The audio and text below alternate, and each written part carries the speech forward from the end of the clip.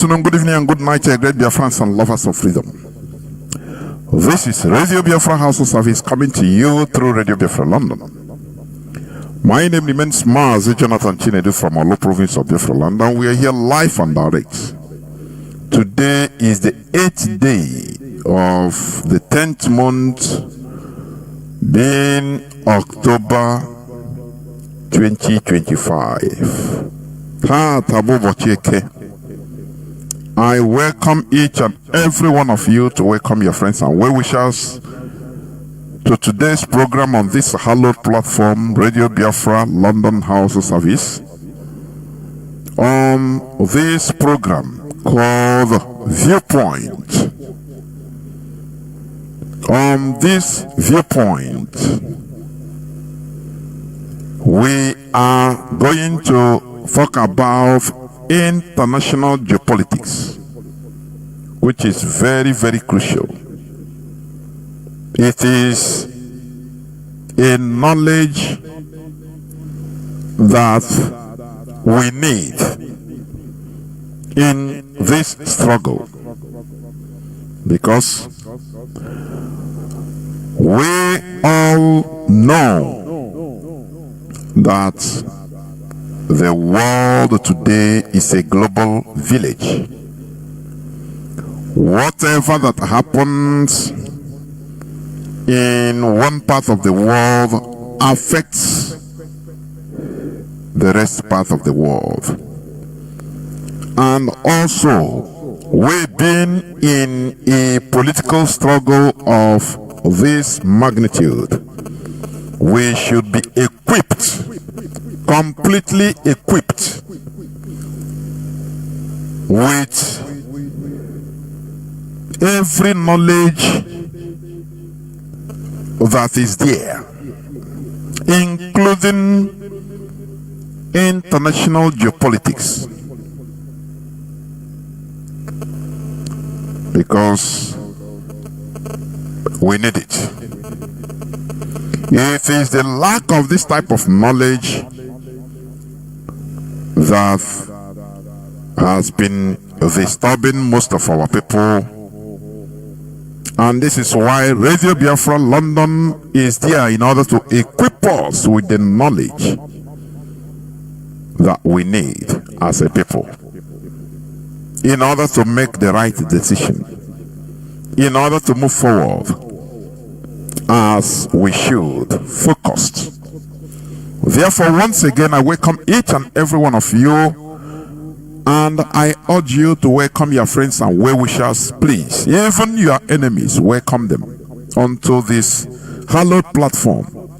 This is where we preach the gospel of both mental and physical emancipation.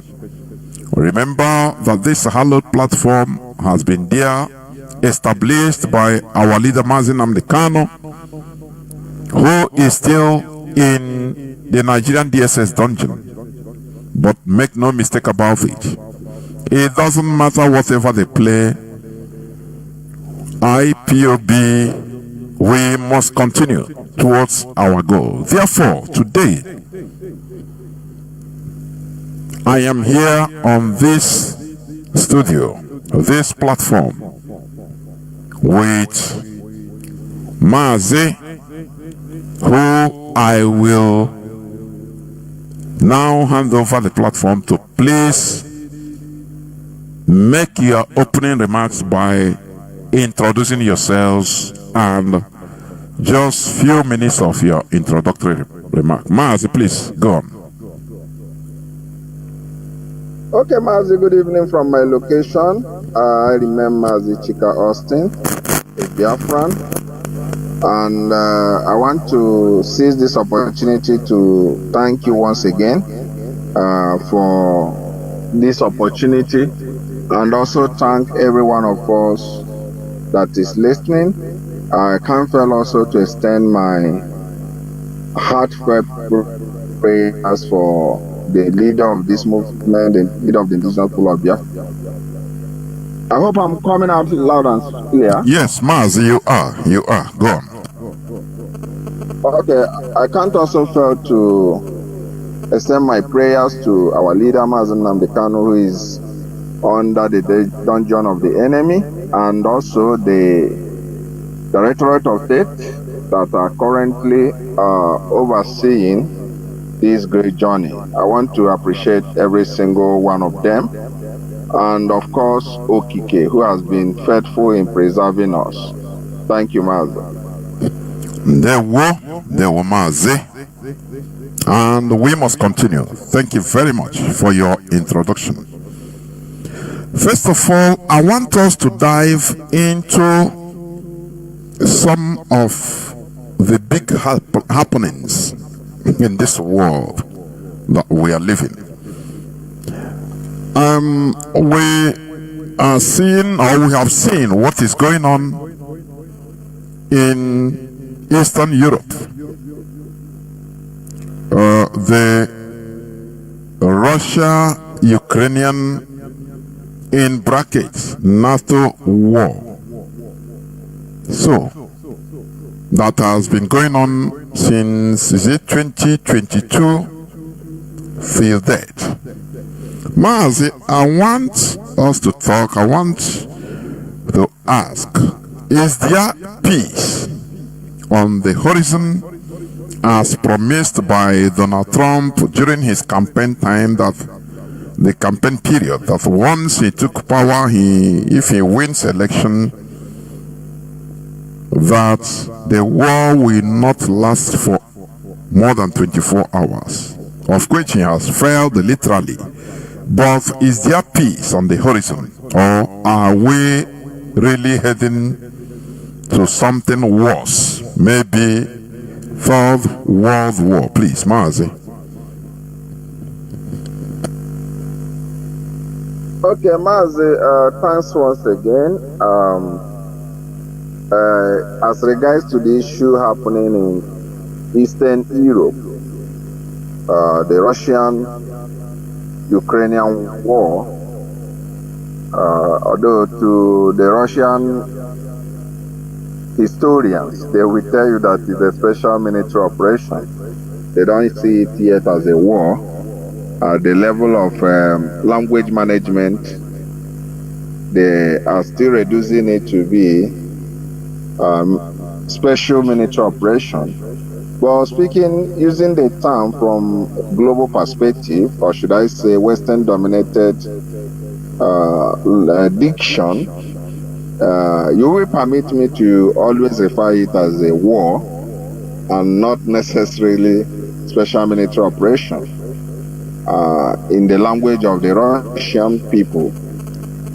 What is happening in that region, Mazi, is issue of concern, because every day we are seeing a dualism in signal. We are seeing a very disturbing signal that no one can sit down and make an accurate prediction on where the war is going to, owing to the fact that we see attempts to de-escalate in one hand.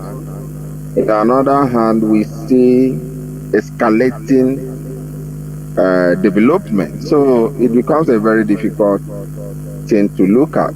But apart from that mainstream interpretation so far, if we look at some of the practical steps that are being taken, we can say that there is hope for de-escalation. There is hope for detente, conflict resolution on this development, owing to the fact that why the Europeans, including UK, are seeing a way to make sure that Russia doesn't come out of the war remaining strong or stronger than she was. The United States, under the leadership of President J. Trump, is not interested to, play that demise of those of them in Europe. So it becomes a very strong challenge for the European policymakers to achieve that intention, owing to the fact that they need American military hardware, they need American military software, they need American intelligence, they need American comprehensive assets. to achieve that objective. But if you look at the reality on ground, the current American government is in no way interested to relinquish this needed asset to the Europeans, and it becomes a difficult thing. And again, we can also say there is also a hope for conflict resolution, owing to the fact that the belligerent parties are interested to talk. But where the challenge lies currently is this: while the Russians are expecting comprehensive discussion, the Europeans and the leadership in Ukraine want a ceasefire first. And that is a very disturbing issue here. The Russians want a comprehensive negotiation. They don't want the war to end in ceasefire. They don't want the war to end in armistice. They want a comprehensive deal. Let us discuss the post-war. Let us discuss the war period. Let us also discuss the post-war events in that region. So this is exactly what the Russians want. But on the opposite side, the Europeans do not want that to happen, because they understand that having a comprehensive negotiation or dialogue is going to lead to signing of certain agreements, which means any further violation of those agreements means disregard to international laws and consensus.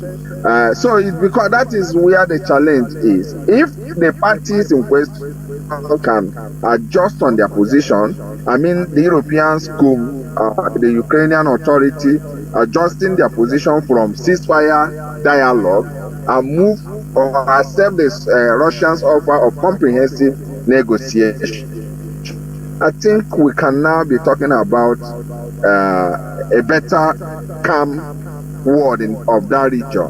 But so far, we are not yet seeing a shift on the two parties. So one cannot also be wrong to say that there should be a concern of that war growing to regional war, or should I say world war. Mazi, when you look at issues, can I say the deep state in control in Europe, they are pushing very hard. And don't you think that they are going to have upper hand in this Trump administration? Because when you look at the latest, I think is it yesterday or day before yesterday, Trump said that given that maybe under probability that the America can also provide this Tomahawk missile that has longer range than what they have been providing. That is 3,000 kilometers. Mazi, and also, if I can quote also or paraphrase the Serbian president, the Serbian president warned, his name is Vucic, he warned that the world is heading towards war, saying global powers are preparing for conflict and that Serbia must be ready to defend itself. In many European countries, they are gradually and secretly preparing for something very, very huge. These are some of the reasons that somebody can analyze that this thing can get out of hand. And I therefore ask Mazi, what is the benefit or what is the West trying to achieve, or EU trying to achieve by going to war with a heavily nuclear country like Russia? I think the largest possessor of nuclear weapons that can destroy the world. What do they want? What do you think they really want to achieve? And also, why should we Africans, why should we be worried also in this case? If any eventuality, is it not going to be, their own problem, for example, and we continue as Africans in our various countries, including Biafran region? Why must we be worried of this type of thing? Mazi, please go on. Okay, let me confess with the first question of what are the Europeans' interests, or what are they likely to achieve in the whole thing? Well, or in escalating the conflict. Well, Europeans' interest is unambiguous one, is clear for everyone to understand. Europeans are worried of seeing a competitive strong power, within that region. They fear, having a strong power that is in antithetical position when it comes to ideology. They believe that having a Russia that thinks opposite of what the European political philosophy is all about is a threat to their existence. So it's a question of curtailing Russia. They want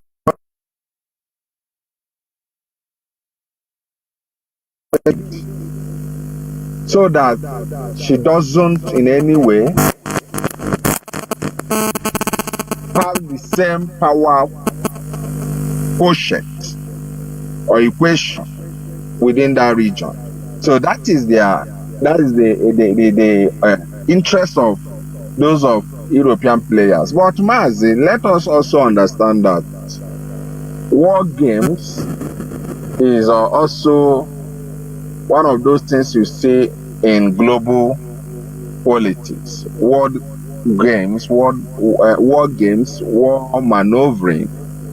So sometimes it does not also mean that when people are pushing out rhetorics here and there, that they are ready for conventional confrontations.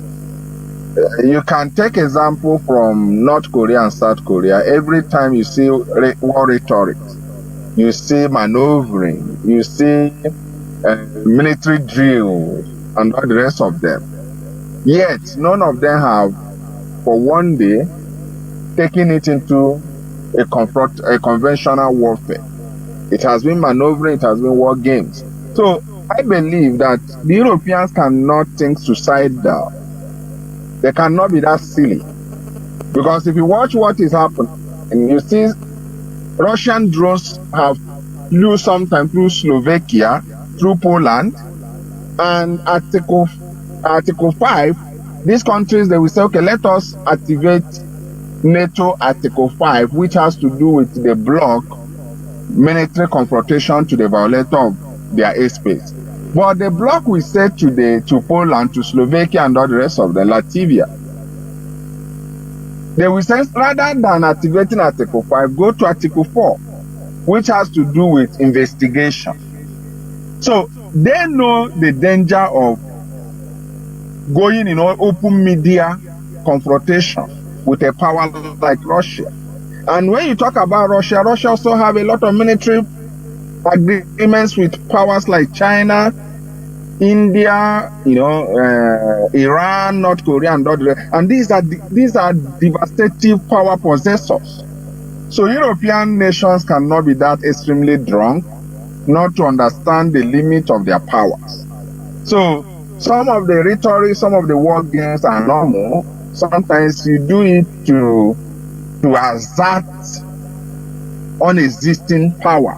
That does not mean that you are not conscious of your volume of power. So that is for that.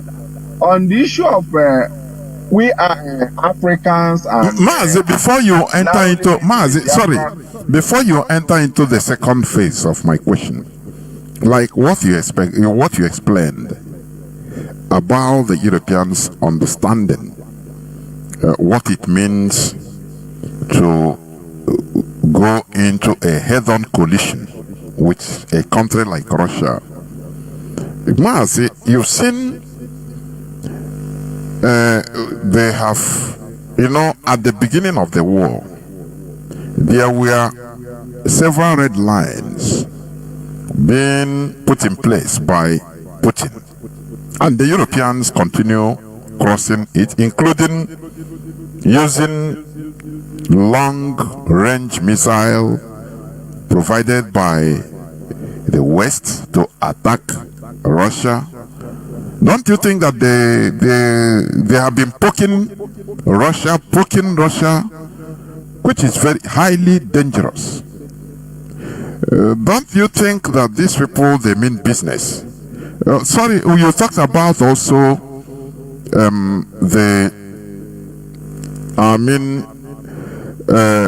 entering the airspace of neighboring countries like NATO neighboring countries like Poland and all. These are allegations anyway. It has not been proven because there are many things considered anyway in that case, so that we give out the right information.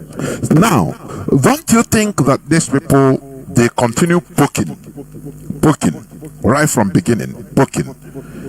You can't do anything. They poke again. They continue poking. Don't you think that these people mean business? Oh, and that's why I ask, what do they really want to achieve by poking a country like this to a point of anything? What do they really want to achieve? That is what I've been asking. Mazi, please go on. Well, Mazi, yes, I understand your area, but in a practical terms, in practical analysis of war games, you might not really get a clear picture of what is happening if we at some of the speculative dimensions. What I mean is this: when two countries are in conflict, that conflict is not on alarming stage until the two parties reduce communication line.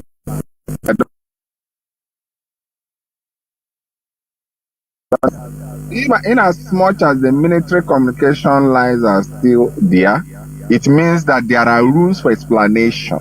What it means is this: if Ukrainian soldiers use an European provided or NATO provided equipment and attacked Moscow,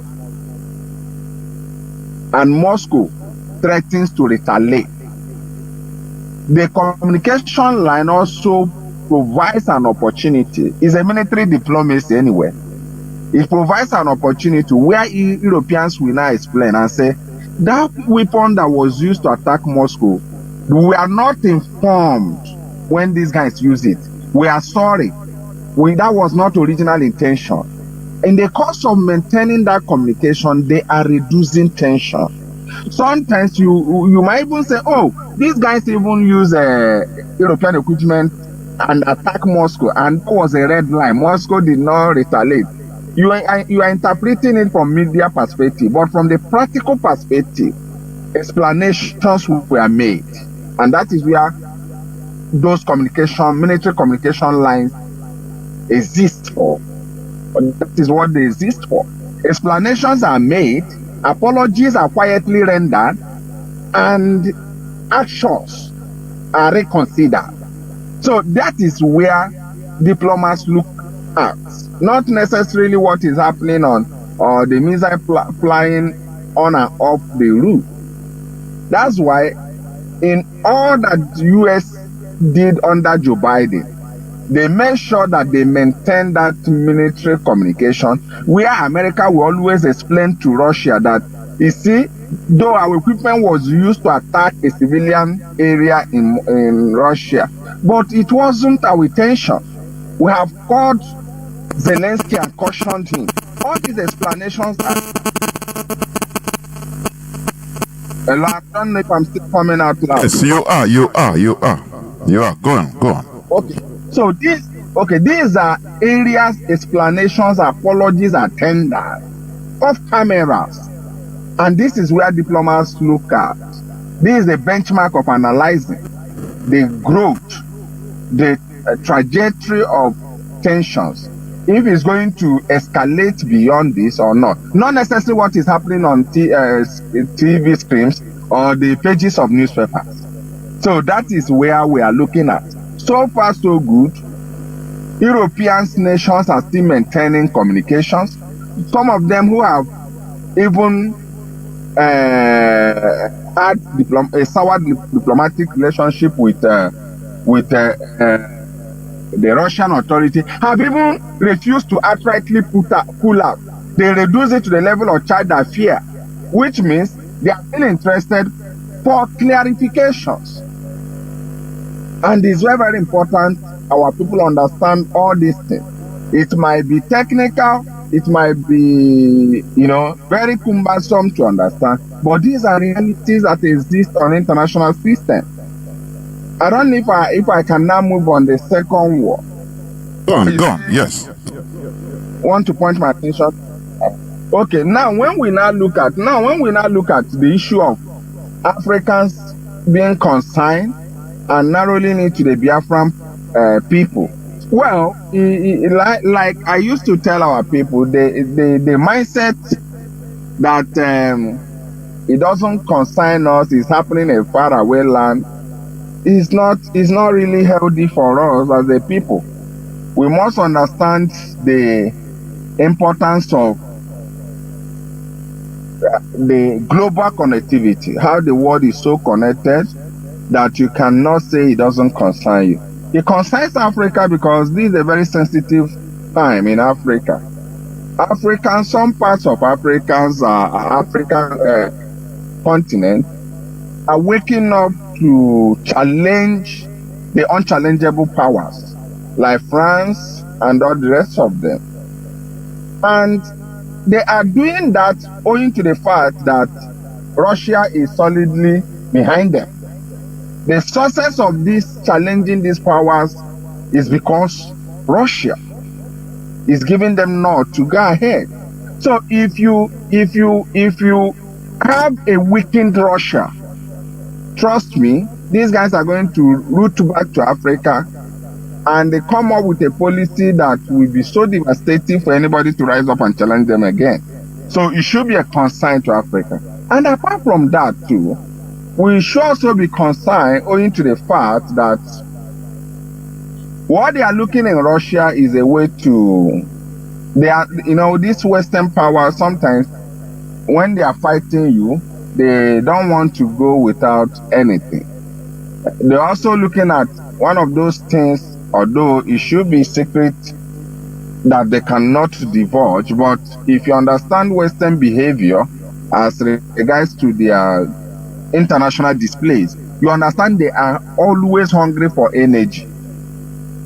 They are mad stumblers when it comes to energy hunger. They are extremists on it. So one of those things you also see them wishing they can achieve in Russia, just the way they have achieved it in Ukraine. Ukraine resources is already shared amongst them. They have shared, scrambled and partitioned it as they wanted. The energy in Russia is so huge, is so envious, that they wish Russia should crumble for them to partition it and share the resources of Russia. So if the same people with such wolf-like in Russia, Africans should also know if these guys can be extremely devouring, targeting to their fellow white-skinned men and women in Eastern Europe. How do you think they will just pity you, a black man, who doesn't share same skin color? So these are the things Africans should be considering. If they could go as far as getting Ukraine, reducing Ukraine to what she is today, and start partitioning Ukraine, they're already sharing the resources of Ukraine. Promise Ukraine, don't worry. We will take it and give you loans to survive, which is impoverishment. How about you, who is a black man, across the Mediterranean, across the Atlantic? How do you not think they will pamper you? So Africans should be worried. Because if they successfully defeat Russia, they will definitely come back. Maybe we might call it second colonization or whatever. So on us as a Biafran people too, because although we're Africa, but let's specifically talk about us as a people. We need it. We need a strong Russia. Not because I can verge of any direct contact with Russia, because I'm not in the leadership of IPOB. That is left for the Directorate of State to talk about. But we need a strong Russia, because I always use the term Korean Peninsula factor. And this is one thing our people do not understand. You need a two strong powers competing in international system for you to have one of them carrying you. That is equilibrium. That is a multipolar world for equilibrium. Good. Go on. Multipolar. If you look at global political history, you will find out that many countries got their independence during the Cold War. The number of countries, in fact, if you look at even UN policy of decolonization, it happened during the Cold War. And what was the Cold War all about? It was, bipolarism. The defunct USSR and her allies, and the USA and her allies, they were dragging where they could not, where any of them could not have a headway. They would say, okay, let us partition it. Support this, support it. They did it in South Korea and North Korea. That is always what I refer as the Korean Peninsula. So we need such international system. Unipolarism will be a difficult environment for us to try. It will be a very difficult. Not that we cannot succeed in unipolar system, global system, but it will give us more advantage when we have a polarized system, global system. That is, you have options, you have choice. Yes, good. Or bipolar system, so that you can be shopped for. Not necessarily you going to shop for any of the powers.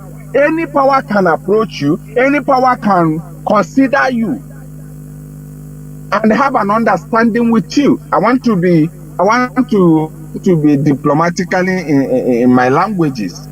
So do you understand me? So there is bound to be attention for understanding.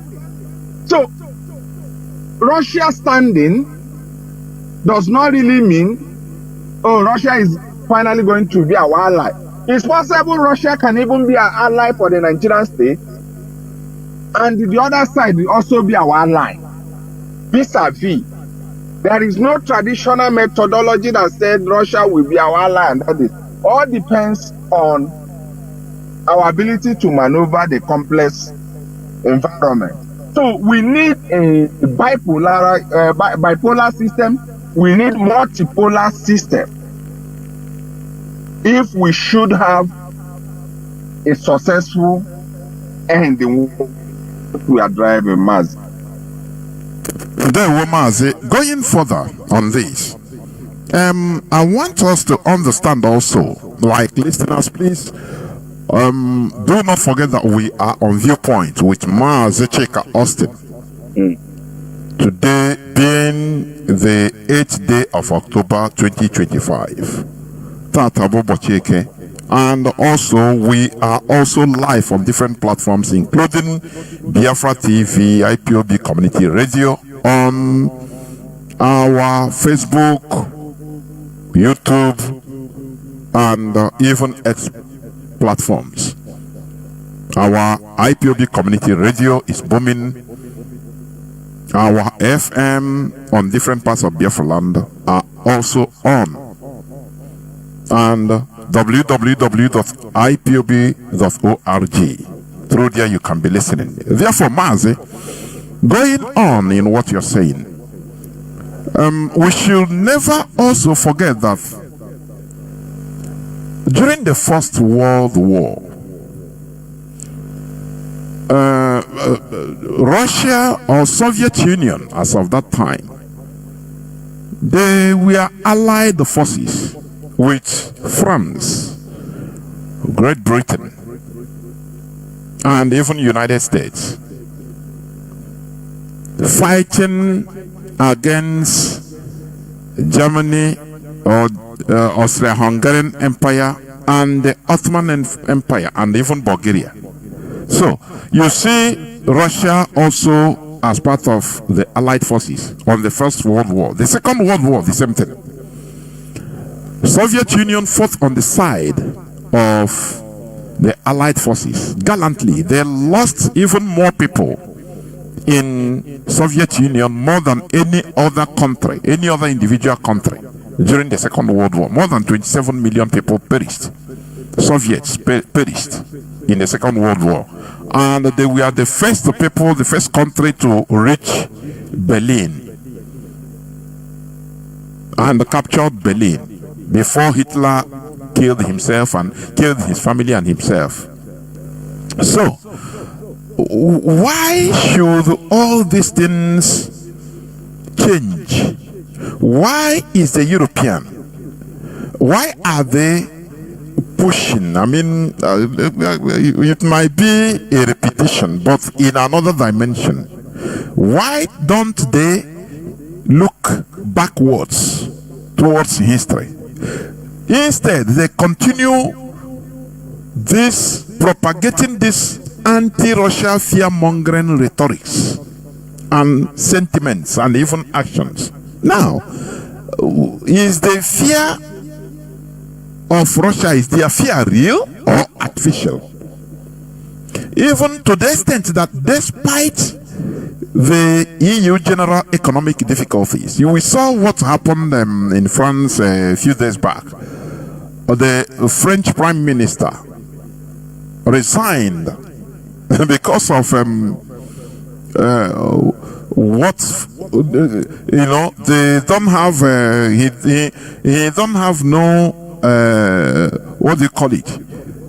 He cannot perform his duties according to him because of the difficulties they are having, and France is in a deep mess economically. Even they are considering IMF bailout because they are having France. I'm saying having tens of billions of dollars of deficit, budget deficit. They are considering even a third world system of bailout, considering IMF, which is very horrible. So, after only 27 days in office, the latest Prime Minister, French Prime Minister, resigned because of what he saw. So, and they are also going, the French population, the opposition and the French population are going for the head of Emmanuel Macron, that he should resign, or they should. I had one French opposition, the leader, Marine Le Pen, calling on either snap election for French people to decide on the way forward for France, because they are in a quagmire because of what they are doing, this Russia issue. So now, my goodness me, Mazi Chika, are you still there? Can you hear me? Are you hearing me? Mazi Chika, can you hear me? Okay. I'm listening to you, Maz. I'm listening to you. Okay. So, with all these things, and looking back to history, we saw they had been always with Russia and all these. Why all of a sudden this very deadly hatred and fear-mongering to the extent, you know, the EU, we are seeing that what they are doing is extreme. They sponsored or encouraged anti-democratic processes to be carried on out in some countries like Moldova, even in Romania, to ban a presidential candidate that was even heading to winning a presidential election in Romania. What was insane? They propagated the Russian fear that he is pro-Russia.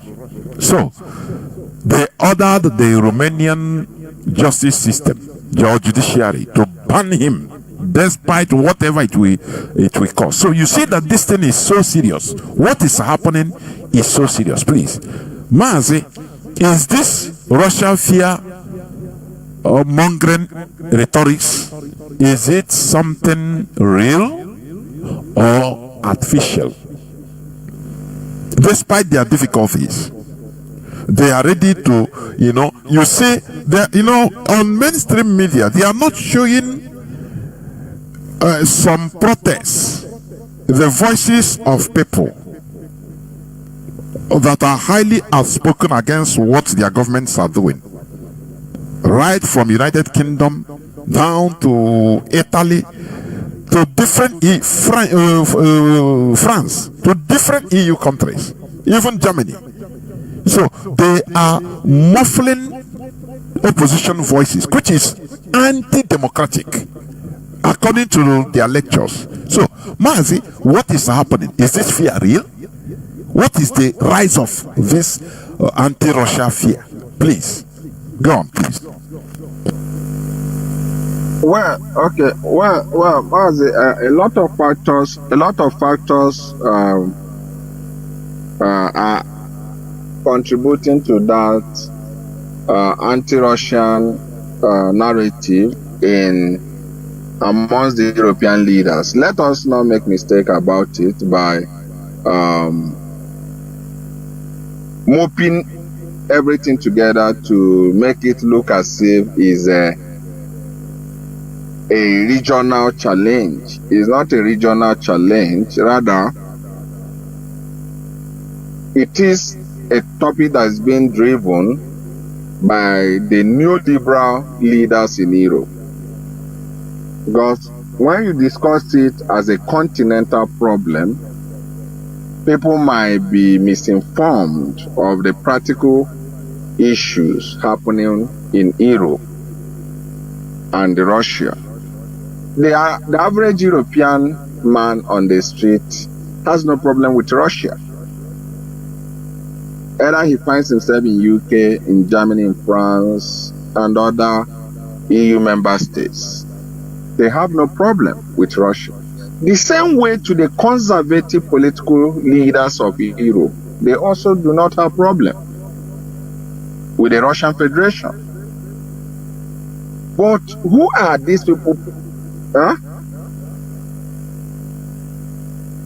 Okay. Now, who are these people driving this cause? They have been the neoliberal political leaders of Europe and across the Pacific, that is America. And the question you should ask, why? Now, if you look at Russia, Russia has evolved into being what I might call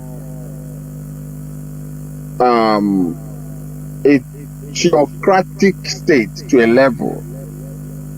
Russia has been somehow a theocratic state. Theocracy in the sense that they have so much uphold the old system of not separating the state and the church.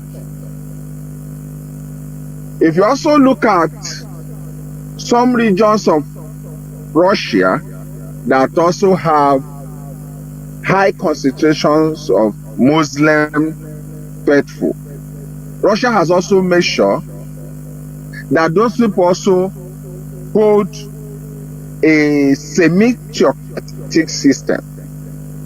And this is not really what the Europeans want. Europeans understand that, the neoliberal European leaders understand that when you have a theocratic state, what it means is this: there is going to be a high upholding of, quote, morality, unquote. And they don't want that, because liberalism or liberal concept entails that you should allow people to have a free will thinking, not being regulated, not being tamed, not being limited by fatalism or belief system. So having a neighbor that is entrenching a system that is in contradiction to what the neoliberals, and if, of course, you know, when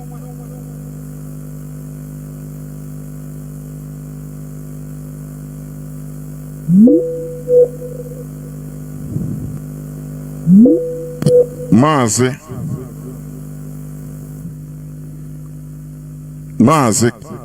you are trying to reconnect. Meanwhile, we must continue, please. Mazi, please go on. You got shut off for, I think, just 3 seconds. Mazi, go on. Can you hear me? Go on. Okay. So the media, they have a very sounding institutions they have built for themselves. So they don't want having a strong nation that is embedded in semi-theocracy, or somebody can say absolute theocracy, arguably. So these are some of the things you're seeing in Europe. It's not a continental problem, because an average European man has no business with all these things these guys are chasing. The conservative leaders of Europe also do not believe in those things these guys are driving. Why you see Trump backtracking is because he's a conservative leader. If not true, he would have also been wasteful and extreme like Joe Biden's regime. So it is mainly of an ideological issue.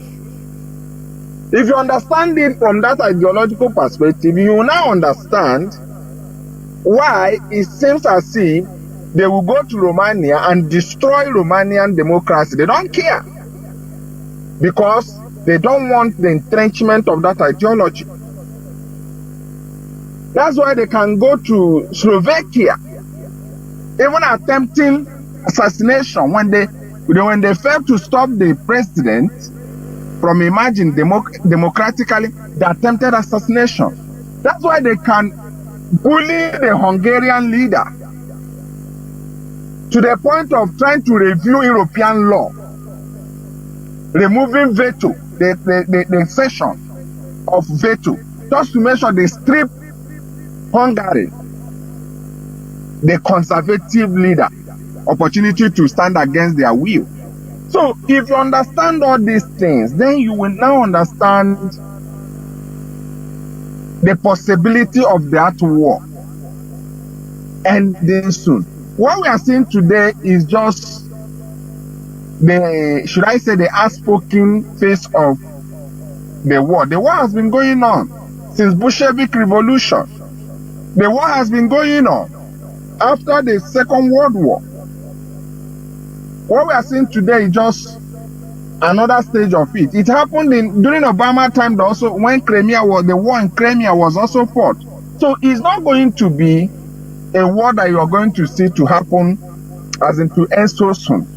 And one thing I want us to have a historical discussion or trace on this is that whenever a Democrat president is in America, a neoliberal leader is in America, there is always tendency for war to break out in this region. During Obama's time, it broke out.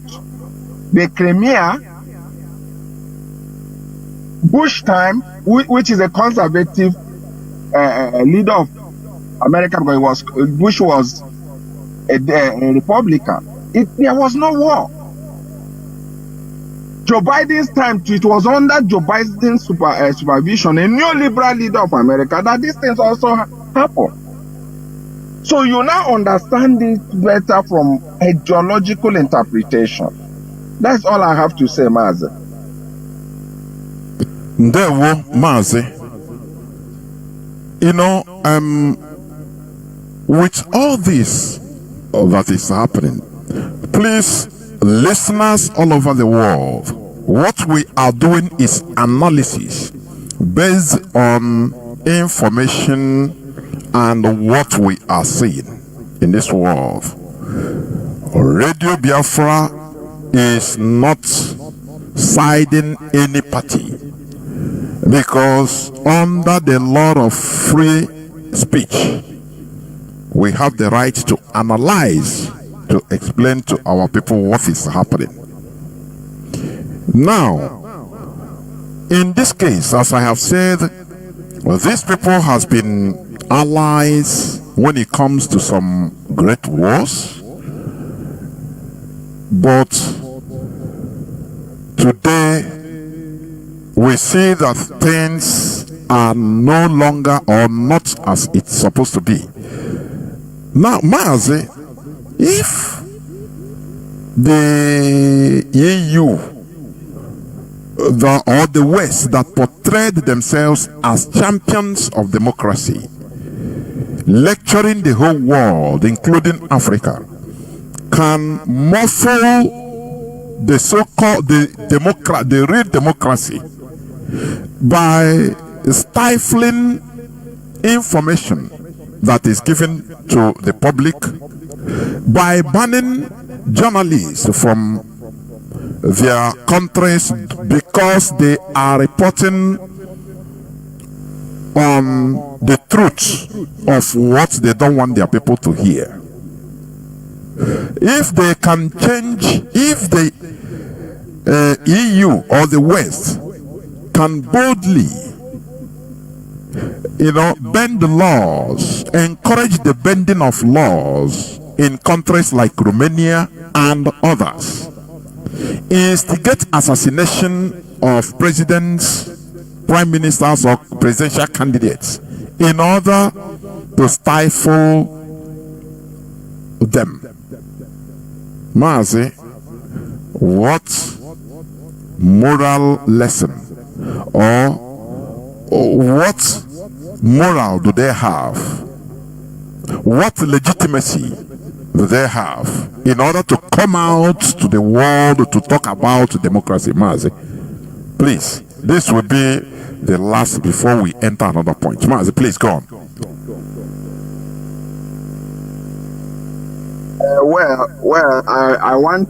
I would like to answer that question from a historical perspective, Mazi. The problem we have in Africa is that Africans have so much disdain for history, have so much discarded history, and is really telling on us today. Because if actually we are acquainted with history, I wouldn't know why somebody will see Europeans as the proponents of democratic values. Is a wrong submission for anyone to think that way. Historically speaking, Europeans' political history have been embedded in monarch system, and the monarch system is not far from dictatorship. So it's wrong for somebody to now come because people have started practicing democracy within an interval of a century or 2 centuries, and somebody now thinks that they have deeply evolved, that one can give them the accolade as originators of that concept. Is out of order. It's purely out of order. The democratic values or democracy as a concept in Europe is just of contemporary history. If we want to look at an age-long democratic values. You should look into some of African countries like the pre-colonial Igbo society. This is where you now say that people were born with a democratic values. So it's because of this lack of Africans being in control of their literatures and information that one will now say, oh, I'm shocked with what the Europeans are doing in Romania, in Slovakia. They're not democracy. What the heck are we talking about? We are talking about people who are new into the concept of democracy. If you want to just give them, let me say, a subjective mark, you can now say, okay, they have practiced it for 200 years, which I doubt. Historically, it does not have any factual base. So what you are seeing in Europe is really the true color of India. They are not democratic. That's why you still have monarch system in Vatican. You still have monarch system, or should I say semi-monarch system in UK. So when you see them exhibiting and debating dictatorship and anti-democratic moves, you shouldn't be surprised. You should understand that is part of their system. In UK, in Netherlands, and all the rest of them, in Vatican City, there is still this non-democratic political process. Mazi, before you continue to buttress what you are saying, let me list it. Europe has 12 monarchies now. You know, I've preached it several. Let me list them. Andorra is a monarchy. Belgium, you are hearing talking about democracy, is a monarchy. Denmark is a monarchy. Liechtenstein is a monarchy. Luxembourg is a monarchy. Monaco, the Netherlands, Norway, Spain, Sweden, the United Kingdom, and the Vatican City. These are monarchies that are still existing in Europe. Mazi, please go on. Okay. So you now, good enough, you just pointed it out. Now just do the calculation. We are talking about 51 countries of Europe. Am I correct? And you have now counted out 15 monarchs. So minus it from 51 countries of Europe. You can now understand that over 30% of European political system is embedded in monarchical system. And some of these areas you have monarchical system have the highest influence in European politics. Now, how can somebody now come and tell me that he's shocked, he's disappointed, he is concerned that the current Europeans are moving on the path of non-democratic values? Are you kidding me? Are you sincere with yourself?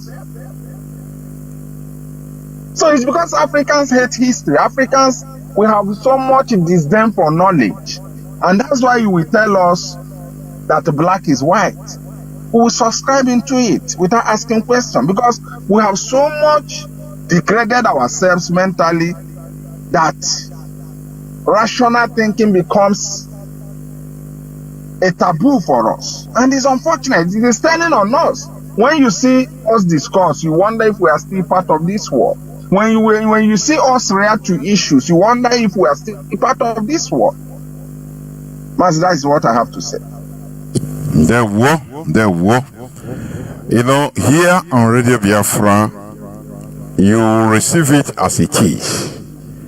Because many of our people are always thinking about Europe championing democracy. I've preached it here in details several times. That most of all these countries you're seeing in Europe, they are not democracies, they are monarchies. Mazi, you get them maybe turning to democracy maybe 200 years. But some are not even. I think Portugal moved out from monarchy only in 1975, if I'm not mistaken, either 72 or 75. So you see that. Okay, 1975. Yes, yes, yes. 5 decades now. But these are the people. These are the people that always lecture us on. Mazi, do we know that in England, in Europe, Western Europe today, that is championing, teaching us about women rights? Do you know that before the First World War, that their women were just treated as, some Buhari treating his wife, that the role of his wife is only in the other room. This is a historical fact. It was the First World War. During the First World War, Europe in general and the United Kingdom in particular, they lacked men because their men were perishing. We are depleted in the trenches of the First World War. So what happened?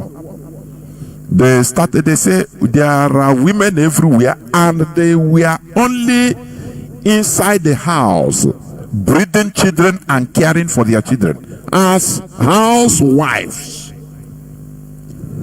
That was the time they started encouraging their women, say you can go and work in factories to contribute to the war effort. What we are dishing out here is a history. It is not what we made out or what we make out. That was the starting of the liberalization or women freedom in United Kingdom. I think in 1932 was the time the United Kingdom, the women of United Kingdom were given the right to even vote. That was universal coverage. Yes, that was why when they came to create Nigeria, and they came to Igbo land, they came to Aru Confederacy in the Biafra region today, which is our land. They saw that women were participating in governance, and they were shocked. They said, no, this is anarchy. Britain, you are seeing today, that is lecturing us on women rights. They did everything to stop women from participating in governance in our land, in Biafra land, because they were not accustomed to. They said, no, it can't happen. Governance is for men only. What we say here, go and make your researches.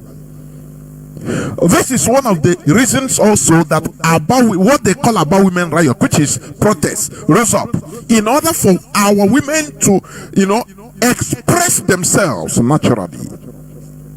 But these are the people today, when you talk about women rights, people will tell you, oh, it's Europe.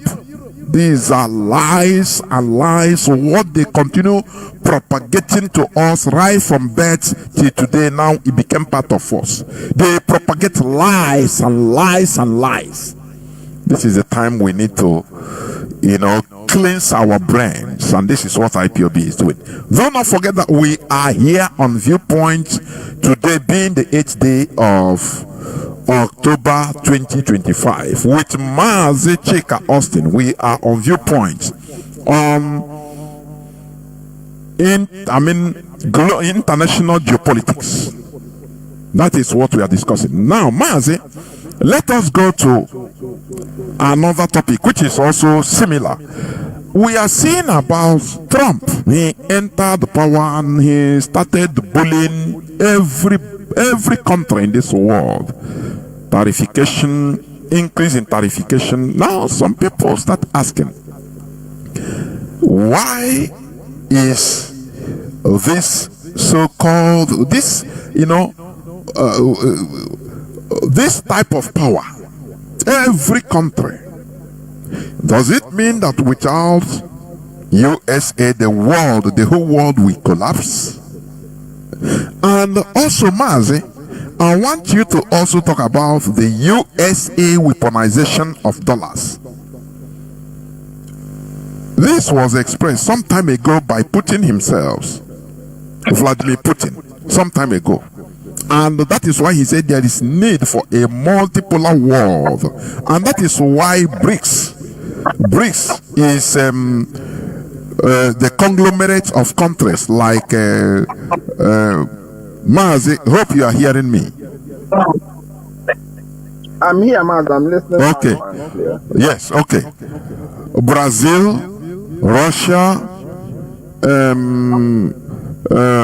India, China, and South Africa. These are the alma maters of these BRICS. So, which you have mentioned that it is advantageous for even us Africans or the global South.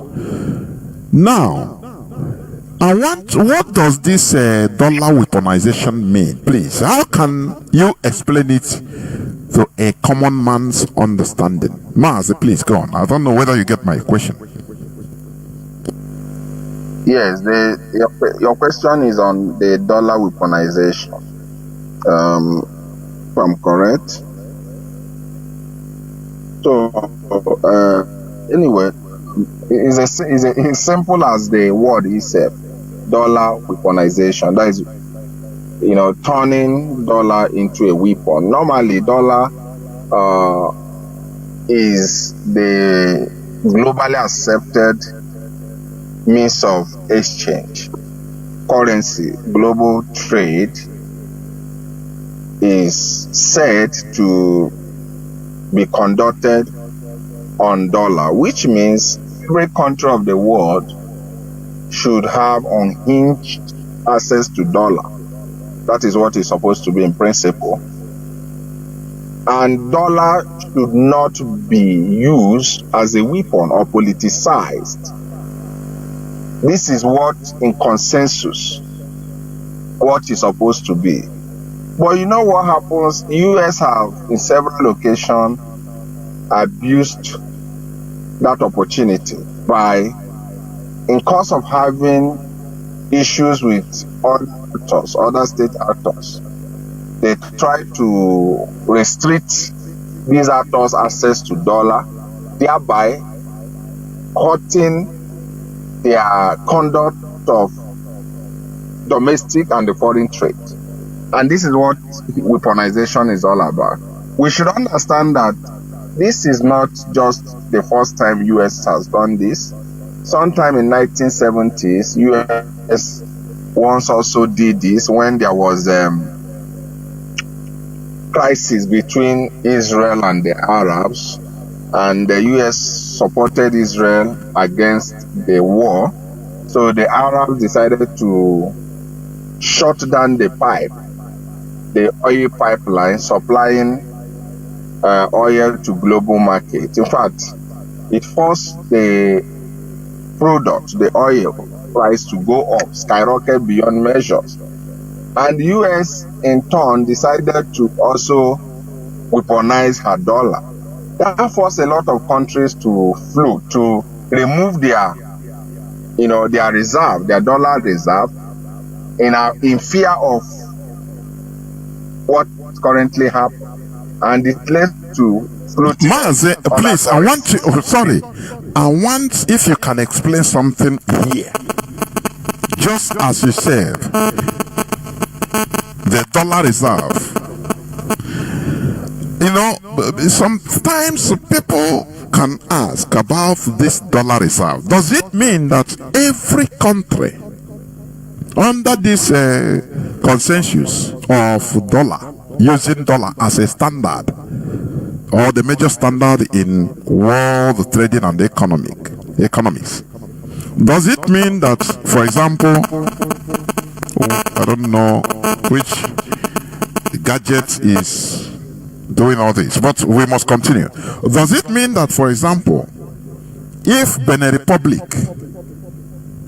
wants to buy Nigeria crude oil, Benin Republic, they use what we call their own currency, that is French franc, CFA. Now, does it mean that Benin Republic will now, instead of converting their money to Naira, Benin Republic will now convert their money to dollar? Please, if I'm wrong, let me know. That is where I want, Yes. for now they will convert it to dollar first, and now reconvert from dollar. Now they reconvert it to naira, which means Yes. America, the owner of dollar, will have their percentage, their commission. Just like if I go Nigeria today with dollar cash, I will go and meet a bookie money changer, and he will tell me the amount in naira. He will make his own money from my money. Now, if that's the case, does it mean that every country in this world that is trading internationally have the equivalent of their currency, of their assets, mostly in bonds? And that bonds means dollars, equivalent of, like, is it the GDP of Nigeria, for example, if it is 400 and something billion? Does it mean that Nigeria has equivalent of 400 and something billion in bonds, in cash, printed by America, stored for Nigeria? Is that because I'm not an economist, please?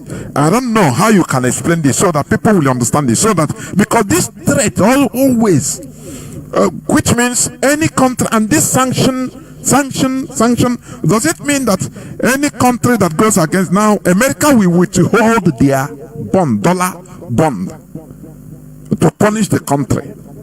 Please, make sense out of it. Explain to. Can I go on? Yes, go on, please. Anyway, you talk about, you said you're not an economist, but to the best of my knowledge, I think this issue is very on political economy.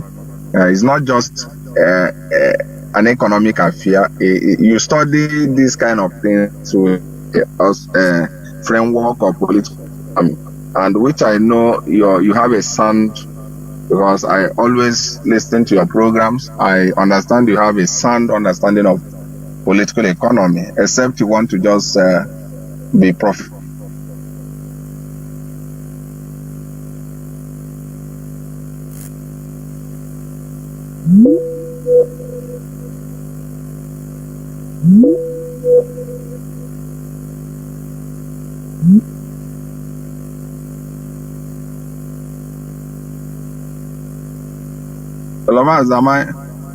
You were off few seconds ago. Please go back.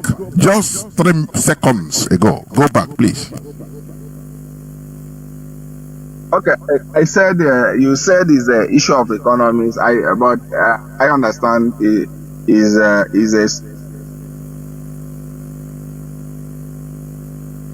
My goodness me! Why? What is happening? Political economy. Yes, go on. Yes, go on. You are not coming out. Go on. So I understand is the issue of political economy, and it's also important we simplify it as much as we can. But we cannot make a better contribution on that if we do not have a historical trace of the origin of this. Very, very important we understand that. After the end of Second World War, U.S. established what we know as Bretton Woods institutions. That is setting up a global financial institution and deciding what financial exchange parities. When I mean exchange parities, what are the yardstick of naira exchanging for dollar, for instance? They set up the standard, they set up those international standards, and also made dollar to be the global trading currency. Like I said earlier, I said this happened is a post-Second World War system established. And since that time, the world has been trading on this until 1970s, when US acted the way she acted because of her support to the state of Israel, which the Arabs reacted and the US in turn acted the way they acted. So, nevertheless, be it as it be,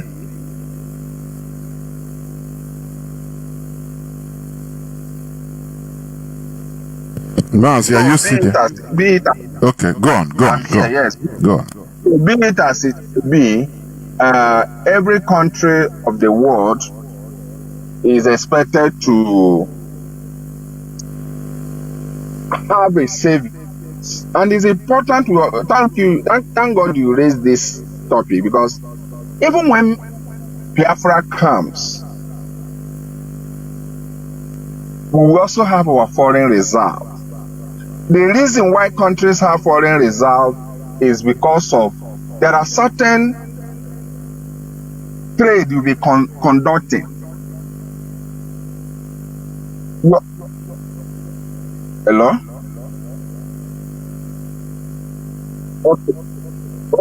Okay, there are certain trades you'll be conducting. Your trading partner need a third party deposit as a confidant, so that by the time you default in the transaction, they fall back to the third party holder to augment whatever claims they have. So Russia and the rest of them, they also have foreign reserves. Some of them, they have the bond in EU, euro. Some of them, they have the bond in yuan. Some of them, they have their bonds in dollar value. But most countries always have a reserve in dollar because of dollar stability, because of stability factor. So that is what it really is. So countries have reserve. And when you are conducting international trade, before now it was a rigid situation, but thank God there are a lot of flexibilities. Countries are beginning to walk away from that rigid Bretton Woods institution standard, by conducting their trade on their local currency. But before now, if a country A wants to buy product from country B, they first of all seek for dollar. The country A will exchange his local currency to dollar. And while doing that exchange, Wall Street have their own percentage. As contributors on your hard end money. It doesn't matter. It's the standard they set for you. It's the global standard they set for themselves. So Wall Street has a percentage on that. As the recipient is also receiving the money for further maybe to buy raw material, he's also paying to Wall Street certain percentage. So in a situation, country A decided to act contrary to what U.S. interest is. The U.S. can deny them access of dollar, can deny the central bank of country A access to dollar, thereby frustrating their conduct of global trade. So what most countries have done is even go back to trade and barter, like Iran. Iran sometimes finds it difficult to have access to dollar in conducting global trade. What they do is that they ship their oil, and as the country they ship to oil send us medical equipment. It is now a trade and barter factor, thereby avoiding the Western or American sanction. But recently we are now seeing a new system emerging where third-party actors are now saying we can also float a consensus currency. That is where this currency initiative is coming, so that America cannot have power to sanction us or deny us access of dollar, which hampers our free conduct of international trade and businesses. So, Mazi, that is what it is, and I believe I have. Yes, you have. Yes, you have. Mazi, these are the things that when we see America, hear America, these are the things that makes them powerful. Because, it is some time ago, the the president of Eritrea, he said something. He said, "Do you see all these Western governments? Mostly what they do is to print money, paper, and use it to collect everything you have in your country. And when you look at it, it is true. They set standards. $1. Kagame have revealed some time ago that the cost of making $100 bill, the cost of printing $100 bill is not up to 80 cents. Mazi, I don't know whether you understand what I mean. The cost of printing $100 bill is not up to 80. When you value it, it's not up to 80 cents. Therefore, when you calculate how many $100 bills that can buy 1 kilogram of physical gold from Africa, from your country, you see that they are just picking it. They are picking all these things, all these our resources. That is why they have whereas like countries like Nigeria is pursuing only paper money. The Americans, the West, they are taking your resources, physical assets, resources, gold, rare earth, and printing money, paper. They are printing paper and giving to you. Mazi, this is terrible. We are living in a terrible world. When you understand certain things, you feel you regret even understanding it because it troubles you. I am telling you. I don't know if I can say something. Go on, Mazi, go on. We are on interaction. Go on. Well, I understand. We are analyzing a global issues, but let us also understand that this program is mainly for educational purposes, because not necessarily that we are challenging the global standard for what it is, because at this stage we can only gain on this program on information level, not necessarily having the power to change the status quo, except when we metamorphose to state actor. That is when we can wish for certain changes, isn't it, Mazi? It is. So, just like you said, yes, this is what I've said it before. We are not challenging or supporting anybody or any side, but people have the right. Our people have the right to understand how the world we are living is run. We have the right to dish out the information. Now, what you do with the information is up to you. This is free speech. So I don't think that even Facebook or any social media can hold us accountable for saying what we are saying, honestly. So yes. So Mazi, in all this, anyway, because I think we are going so deep, let us draw back a bit. I understand you. I understand. I understand. You understand why? Yes, you know this guy, the president, Ugandan president Museveni. He said something. Sometime he said, if you are doing something, you are acting as a president mostly of Africa, you are always careful about the big hammer, not to descend on you. I understand you. So let us move forward, Mazi. Let us now go to this Israeli-Palestine war. Let me also reiterate that we are not siding any people. Please. What we are doing here is for solely educational purposes. So, lay bare information to our people, to listeners, so that now you make more researches. We have the right to know things. Now, and this Israeli-Palestine war that has led to more recognition of Palestine by most countries, including European countries like United Kingdom, Italy, even Australia, Canada, which is very huge. Then even Nigerian government or Nigerian president, represented by his vice president Shetima, he openly condemned Israel and called for a two-state solution of Palestine.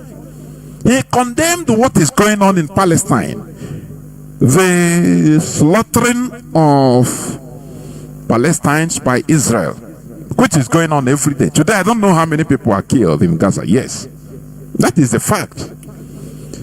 But the same Nigeria, the Fulani or the Sokoto Caliphate, the Nigerian government is committing similar crimes against Biafrans. They are, standing or putting their feet on Biafrans. There is this Christian genocide that is going on in Nigeria for a long time. It is now being spoken publicly, of which even the Almighty Christian Association of Nigeria they confirm the rising attacks, killings of Christians in Nigeria amid Christian genocide. Outcry says cries for justice often ignored. They are not doing it, or Christians are not killed as collateral. No, they are targeted. These are facts and figures. While the vice president of Nigeria is calling or called for Israel to stop killing Palestinians, whereas Nigeria is or has been killing Christians, Biafra is mostly known as Christians. That is the truth. When you go to northern Nigeria also, there are Christian houses and Christian non-Fulanese, indigenous people that are mostly Christians. But you see in many communities in northern Nigeria and in middle belt that are Christian villages and communities, many of them have been wiped out. That is ethnic cleansing. That is genocide. Mazi, how do you compare what is happening in Palestine with the genocide, the Christian genocide that is going on in Nigeria, please? Because, please, before you continue, let us also know that the Asaba massacre is being commemorated today also. Asaba genocide started on the 5th to 7th of October 1957. Some people thought that it was towards the end of the war. No, it was even during the beginning. I have an uncle that his brother, his junior brother, was one of the victims of Asaba. At that time he was living in Asaba before the war, and when they were rounded up, they supported Nigeria. They told them to come out. He came. He also followed to come out, and they separated women from men, and they opened fire. They said, I didn't know that particular uncle, but I saw the photo. They said he was one of the people, but he survived the massacre because people fell on top of him and he pretended to have died. And when the Nigerian military were busy, relaxed, thinking that they have killed, he said he rose up and jumped, he ran and jumped inside the river Niger. and swam across to Onisha. From there he came home. Even people were surprised because they took him as dead. When he reached home, that annoyance made him, he joined the Biafran army, but he didn't return. He died as a Biafran soldier because he said what he saw, he need to enter the army in order to revenge. At least if he kill one soldier, one Nigerian soldier, he is okay. And he didn't return. So, Mazi, can you shed more light and make comparison between what is happening in the Middle East, between Israel, supported by America, against Palestine, against Gaza, and the speech of Vice President of Nigeria, openly in the world stage, condemning Israel for what they are doing against Gaza, whereas a war has been happening, committed by Nigerian government, by the caliphate, against Christians, against Biafrans. Mazi, please, over to you. Okay. Well, Mazi, let's first of all understand how countries' foreign policy work. Because if we do not understand all these things, we keep on importing emotions and sentiments in analyzing these things. You see, Nigeria has maintained consistent when it comes to her foreign policy towards people fighting for self-determination. Nigeria has been consistent in supporting people to have their right for self-determination. Nigeria was consistent when it happens to South Africa, the end to apartheid. Nigeria supported those who are seeking for freedom. Nigeria also did same in places like, I think she also played role in Angola, if I'm not mistaken. She has also maintained consistency towards Palestinians. She has also maintained consistency towards the Western Sahara Arabs. Nigeria has never failed to support people seeking for self-determination. That on her foreign policy, that is not arguable. Now, some of us, I see what we write on social media. Sometimes I just smile over it because we tend not to understand what statecraft is all about. Nigeria does not only support countries or people who are seeking for self-determination. Nigeria even domesticated UN Charter on that in her constitution. Nigeria also domesticated African Union Charter on that, even ECOWAS laws that guided to that. They are all embedded in the Nigerian constitution. But one would be forced to ask, okay, if Nigeria foreign policy is consistent in supporting self-determination, and Nigeria has also domesticated global charters as regards to self-determination, what is now wrong with the Biafran question? Now, the answer is not far-fetched. Nigeria knows that we are fighting a just cause. But Nigeria cannot explain that to the international community. And that's why all she's doing is to criminalize the movement, criminalize the struggle. And how do they criminalize it? They criminalize it through infiltration and polarization. Infiltration has to do with let the criminals pretend as if they are part of those who are asking for self-determination, infiltrate and start criminal activities in the name of that self-determination.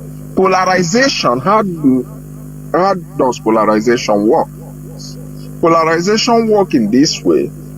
By the time infiltration is done, then you'll be hearing several voices within the family.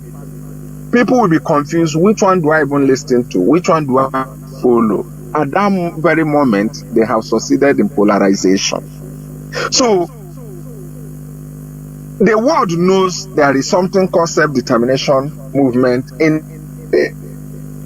But whenever Nigeria is called upon to explain, if you think that international community does not seek explanation as regards to Biafran self-determination from the Nigeria, you are not sincere with the truth. They do clarify. But whenever they are called upon, Nigeria will always leverage with activities of those infiltrators they have contracted, those polarizers they have contracted to blackmail the movement. And this is where our people, our people believe everything is just, you make noise, you talk, church. It's not, it doesn't move an inch. The reality in global politics, that you rant, that you talk without understanding the tactical and strategic behavior of state actors, you will end up playing into their gallery unknowingly, witch hunting yourself, destroying your opportunity to advance your cause. So the same way is what is also happening in Israel. Israel knows that the Palestinians are asking for a right thing.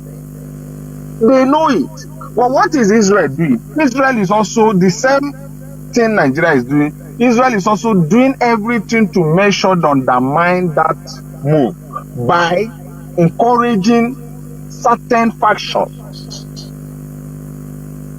to be using arms, so that when they want to discuss the Palestinian self-determination, Israel will be telling the world, let us talk about Hamas first, not even Palestinian issue.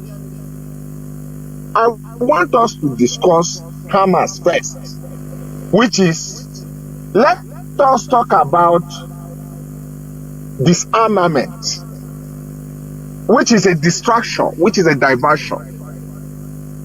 So that is how it happens all over the world. That is how it happens all over the world. So you don't expect the Nigerian state to admit that IPOB is fighting a just cause. If you're expecting that, you don't know what you're doing. It is their responsibility, knowing too well that if these people get out of the union, they have what it takes. In fact, they are the ones sustaining the union. If they vote out, a lot of damages are going to be done to the Nigerian state. It might stop existing. Whatever is left over as a Nigeria will stop existing. So you don't expect them to now put their hands, not to do everything possible to undermine. This is where I have issue with the way some of us reason.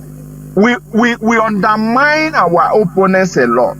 We believe that they shouldn't be acting. They should just pause the activities, and we should just have this. It doesn't work the way. It has never worked. It is not working, and we never work that way until we open our mind towards accepting, until we open our minds and start being abreast with reality. We keep on destroying ourselves. Because one dangerous thing about emotional thinking is that by the time you wake up from the slumber, you realize that you're still at the same point at which you were. Very, very important. So, whether you look at it from the angle of the Palestinian or the Biafran question, one thing is certain. Israel does not see it as being at their own interest to watch the Palestinians have their freedom. The same way Nigeria does not also see it. Now, if you look at the Palestinians and ours, you now ask yourself, like most of us, we always write, hey, the world is recognizing Palestinians. Why are they not recognizing Biafra? And I look at some of our people and laugh. You think the world will just working for you without you, first of all, working for yourself? It does not happen that way. Nobody will work for you. You have to work for yourself. Make yourself attractive for association before you start having it. If you look at the Palestinians, you discover one thing they have extensively achieved. Go all over the world. You will understand that they have a very resounding good offices, whether it's in Qatar, whether in France, whether in strategic places in the world, they maintain a good office. They don't only exist on social media, they have occasions at which if you want to send correspondence to them, they are locatable. If you want to have a secret discussion with them, they are locatable. They are not just on social media only. Have we even achieved that common thing? Have we been able to maintain a strategic locations? Have we provided a good office? Because if you say, oh, you don't get, why? It's not important. In the next 50 years, you will wake up to realize it's important and you will start it at that 50 years. That's how the word for sure. Oh, it's not important, it's inconsequential. Don't worry, in the next 100 years, you will start it. That thing you're supposed to do in 2025, you will fall back to it. And again, another thing we have to learn from Palestinians is this. They are not quick in giving appraisal to any smile. Mazi, do you know that there is ongoing negotiation in Egypt on Palestinian issue? Are you aware? Of course, yes. They call it indirect negotiation. Yes. Good. But now, if you have been following that negotiation, you understand something is amazing about these people. Israel is talking about ceasefire. And these guys, learning from the Russian diplomats, they say, no, we want to discuss we want to have a comprehensive negotiation. Because if you're jittering, if you're just jumping up because one politician come up and say, okay, you people should come, or Sheyi, or whoever called you people should come, PM, before 5 a.m., you're already there. Oh, okay, agree with this, we'll go. You don't care the terms, you don't care the nature, you don't care the features, you care absolutely about nothing. You have a high disregard to procedures of negotiations and dialogue. Then all of a sudden, by the time you left, and he looks at you and laughs because he sees how empty, how bereft you are in understanding technicalities in negotiations and dialogue. Yeah, the next thing you come to newspaper and start saying that somebody betrayed you, somebody did not respect agreement. Do you even know what agreement is between non-state actors and state actors? So you can now see how these guys are very rigid. They are not that flexible. You don't tell them, oh, let us meet in Egypt, in Cairo, and saw the fiam. They went there with people who do not even understand anything. They went with the best of their technocrats when it comes to dialogue and negotiation. Have we to that level? Have we evolved to the level that we will not shield egocentricism, pride, and its vision of emptiness, that certain things we should shop for the technocrats, even though it entails getting these technocrats from side IPOB members, getting professionals. Have we evolved to that level? Because the truth remains that no country will support handing over management of state to people who have not evolved mentally to handling sensitive issues. No country will come and say, oh, let us support imbeciles to own a country of their own. No, it will be a disaster. Be a mockery to nationhood system. It will be so embarrassing to nation state system as far as the global politics is all about. So we have to first of all be mature mentally, and this is one of the things we must go through. Is a must. The Palestinians have been going through it for over 6-7 decades now. They have been going through it. And our people believe that in our dysfunctional state, for instance, the world should just support us. The world supports people who have built a standard for themselves, who have test on level of discipline for themselves. Because in trusting nation-state system in a group or a people, you must know their level of mental development. It's very important. It doesn't matter how we talk, how we yap, how the noises we are making. The status quo remains unchanged. That's what I have to say, Maz. Just like what you said, which means that discipline is also the key. Because our people, or many of our people, don't understand how things work when it comes to this issue of nationhood. And this is why our people fall. They thought that it is something I can do. Okay, just once you hear any call from a politician, ordinary politician, where he thinks that money will come out to finish, he will lose his sense of dignity. Everything he will run, go now, the world respects structure. And that is just like what you say. It's revealing, honestly speaking. In this our quest, internally, in a diplomatic circle, as you have said it, our people should understand that international communities used to call Nigeria to make inquiries what is happening. Look at what their Biafrans what is happening, this and that. They ask them. And that is the reason why the Nigerian government, being a government, they try to polarize one ESN in order to demonize, so that whenever they have a request for that accountability to answer why this what is happening, what are you doing against this Biafran that is warranting this and that, they will immediately present the functions of their compromised criminals. These are not they are not freedom fighters. They are not fighting for self-determination.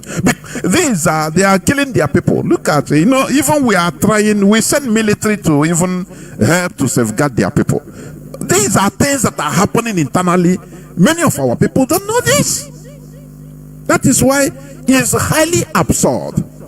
Mazi, I think you know that there is a court proceeding in Israel, even against Netanyahu. Let me put it's an allegation now because it's not been proven. But many facts are arising that his government, even former government, he is one of the people. His government funded the rise of Hamas. Gaza was given back to Palestine in 2005. But they set Gaza up to fail, so that there will be, the extremists, water. They for Israel, their enemy funded this Hamas because they know that in a long run it will backfire. That is what is going on, and that is where Israel is holding that. Look, before we cannot allow people that are killing us, that wants us killed, all of us killed. That is where the excuse they are holding. So these people, they have given them excuse in order to continue holding them. Yes. Mazi Jonathan, ask yourself a simple question. In Palestine is not only limited to Gaza. You have the West Bank as well. Ask yourself a question. Why is it that whenever Palestinian issue is raised, Israel limits it to events in Gaza? Exactly. Because they understand something. You must have what we call a place of litmus test. Like when you hear Nigerian government is not scattering the infiltrators all over Biafran land. They have a center they want to first of all use an example to tell the world that, just like Israel will tell the world, if we are going to allow Palestinians to live, look at how they are destroying Gaza. Look at what is happening, the carnage going on in Gaza. There is a lot of arms in Gaza and all this. But they don't call the attention of the world to West Bank. West Bank is calmly and peacefully administered by PLO. Why are they not referencing West Bank? When you see them concentrating in Okigwe and Olo, they want to so much bring carnage to this place so that it will be an epicenter of example. Whenever you talk of Biafra, they say, go to Olu, go to Okigwe and see what the Biafra are talking represents. Go to Olu, go to Okigwe, and you will see they are taking their people hostage. That is using an epicenter mechanism to demarcate a product. But in our people, oh goodness me, who are not even informed, brags on the tactics and the decoy of their enemies. And they believe that is, supporting, giving an oral support to these criminals. Now that is what we, some of us will go as far as saying,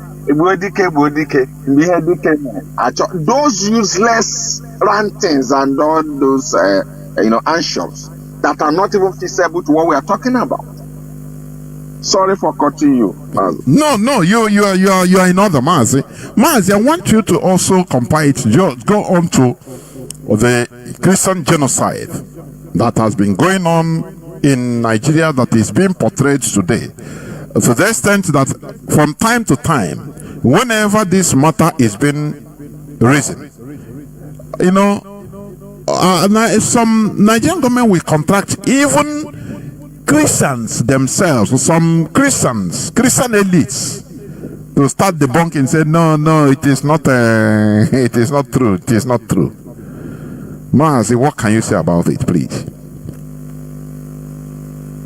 Well, the issue of Christian genocide that is being trumpeted all over the world, especially by the Western powers, yes, there are places of high killings of Christians.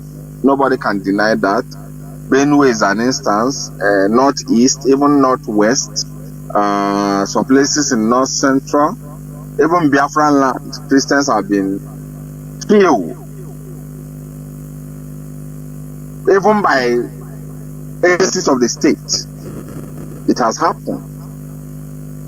In north, it's happening by the terrorists, by the Fulanis, conscripts, and all the rest of them, unarguably.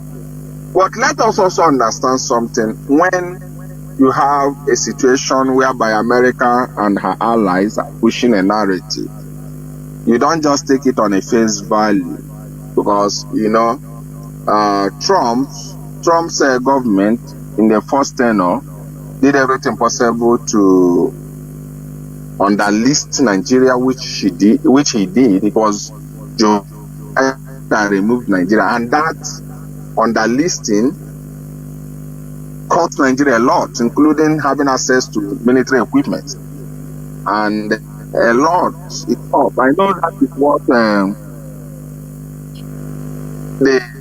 what the Nigerian government, Tinubu's government, is afraid. But he cannot run away from it. He cannot run away from it, because you cannot just come on media spaces and say Christians are not killed, or this or that. It's not just a theory denial. While every day evidences are there that people are being killed by Islamic extremists. So what is most important for people to understand here is, I don't think Tinubu's government has what it takes to push back Americans' advancement on this. I don't think. During Buhari's time, Buhari could not stop it. America started the narrative and ended in blacklisting Nigeria. I don't think Tinubu's regime will stop this fierce advancement, because it's not only coming from American executive arms is coming from even the legislature. That is issue of worry, which I believe the current government is battling with. But let us also understand that sometimes these issues are issues of international politics, where powers also seek a way to have a military intervention. There is a section of global law that empowers a country to carry out what we call responsibility to protect. A third party state actor can intervene militarily to save people that are facing extinction and annihilation. And of course, America has the capacity to cause if she chooses. And I understand the worry of the Nigerian state, because Nigeria is already a fragile any little external pushes and give a high motivation for internal events which might end today's collapse of the entity. Hey, Mazi, before we go to the final point or the topic, Mazi, there is something I just remember. I want you to please let us talk about, in the United Nations General Assembly a few days ago, last week, many African countries talked about Africa not having a permanent seat. Mazi, can you educate our people, educate us about the meaning of permanent seat and why even at least one seat, one permanent seat should be given to an African country? Because all other continents have them except Africa, and this is where decisions, critical, the decisions, strategic decisions are made, but Africa is not there. Remember, League of Nations was formed after Second World War, when most of African countries, if not all, except Ethiopia, we are still colonized. Mazi, please go on. The issue of permanent seat in the question of permanent seat in UN.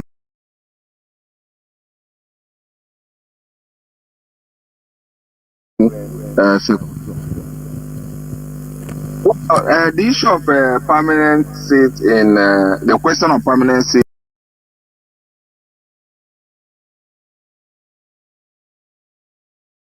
in UN, seat in UN. The issue of permanent seat in the question of permanent seat in UN.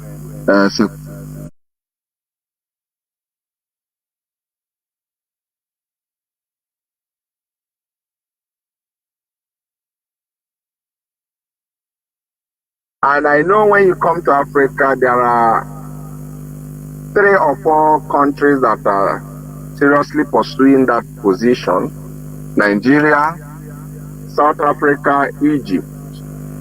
Ethiopia is also there. Even Kenya. Opportunity. Yeah. So, but when an actor, a state actor, possesses that position, there are so many, advantages to that.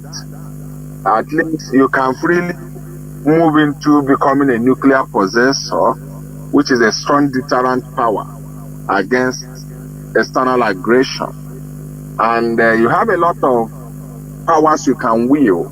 You also become an ideal target for lobbying, because sometimes your veto will be desired by other actors, and they have to lobby for that, for you to give them that veto. So, but when you look at these candidates in question, the the state actors candidates. For me, Egypt and South Africa are in a better position to have it, owing to the fact that at least they have a relatively stable society, unlike Nigeria. Nigeria, you cannot predict Nigeria. Nigeria is not a country that is in future, owing to the fact that Nigeria is not a stable society. So I believe Egypt, South Africa will be in a high consideration. And Mazi, I want to add up something I forgot to say while we are discussing on the Palestinian issue before this. You know, one thing you should understand is this. Countries all over the world have achieved different kinds of peace or conflict resolution. All depends on the approach which the leaders love that country. You know, politicians have never, most politicians all over the world have ended up having a ragtag negotiation outcome, and thereby stopping a conflict temporary and paving the way for future conflict for successful leaders or leadership. Now, when you look at the issue of, I'm not digressing, but I just want to come back to what we said because something came up to my mind. When you now look at the Biafran question, when you look at the issue of Biafra, you will understand that no Nigerian leader wants to solve the Biafran issue. And I understand why none of them wants to give a comprehensive solution to that question, Biafran question. The reason why is that no Nigerian leader loves Nigeria. No Nigerian leader have Nigeria at the back, in his heart. Whenever they approach a conflict that threatens the contraption union, they always come with a mechanism or approach of having a temporary relief. Oh, let me see how to manage this thing so that my tenure will finish.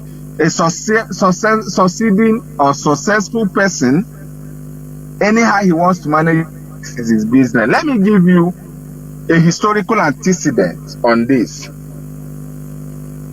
When Biafra issue came up in 1960s, 1967 to 1970, God had a safe conflict resolution approach on Biafran question. Rather, go on for fire up or armistice. It's not a comprehensive conflict resolution. The intention of Gowon is, let me see, in fact, let us stop shooting. Let us have them on the table. Let them stop shooting. I will soon finish. I will go. Whosoever that enters, if he wants to, anyhow he wants to manage it, that is his business. Gowon left. When Obasanjo came, and was it? Mazi, your voice is cutting now. I don't know. When Obasanjo came, yes, go on. Am I? Yes, go on, go on. You are good. You are good now. When go on. Obasanjo came, okay. When Obasanjo came and Wazirika arose, Obasanjo did not also give a comprehensive conflict resolution approach on Biafran question. Rather, what he negotiated out with Wazirika, stop agitation temporary. Don't worry, we'll discuss. They reached a deal, he left, he never cared to give a comprehensive approach. And that also left a room for future agitation. Now, we are on our own dispensation. There are also, Tinubu, in fact, Buhari refused When negotiation was had in 2017, Buhari find it difficult to implement it because he knew it will not take long, he will leave office. That whosoever that enter lets him carry this headache is none of his business. If the headache wants to kill Nigeria, it's none of his business. Because none of them believe in the Nigerian project. They know that what we are fighting is a genuine cause. They know that it's achievable. They know that if they give a comprehensive approach, it will be a win-win thing. But I say to manage it, every kinetic and non-kinetic approach. Here is what is the from comprehensive approach. The answer is no. What is Tinubu trying to do?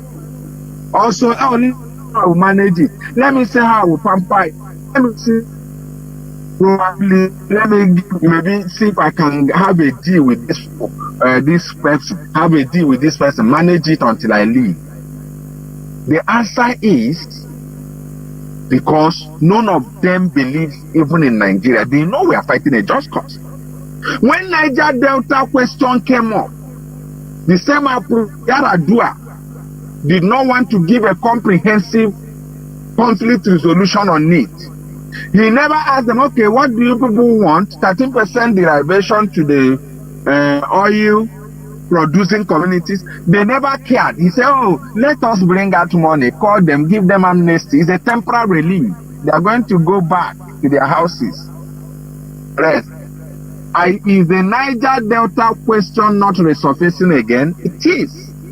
So it is important for us as a people to understand that this has been an approach the Nigerian government leaders have been using because they do not want a comprehensive approach in solving this question because they know that Nigeria disintegration, that Nigeria, just like Awolowo said, is an aberration, is a geographical expression. And that is the understanding they have. Mazi, that is what I really want our people to understand. The Mazi, and you are listening to Viewpoint from Radio Biafra Hausa Service, coming to you through Mazi Jonathan Chinedu, and with me on today's discussions is Mazi Austin, and we are talking about international geopolitics. Therefore, we have the right to understand how nations, how international politics are being played. That is our right. Therefore, Mazi, I want us in conclusion to talk about Mazi Nnamdi Kanu's court proceedings, or the shenanigans they call court proceedings. And for the listeners' information, IPOB has for a long time, since 2022, 13th October, we have lost faith. Officially, this is IPOB's official position. We lost faith in the Nigerian judiciary because as Nigeria couldn't obey their own court, when on the 13th day of October 2022, Mazi Nnamdi Kanu was discharged and acquitted by the Nigerian court, but the government refused to obey. So why going to the same court? If there is any favorable outcome, would they obey it? The answer is no. So that is no need. Therefore, Mazi, in all these days, even today, there was a court outing today on the report of from Nigerian doctors from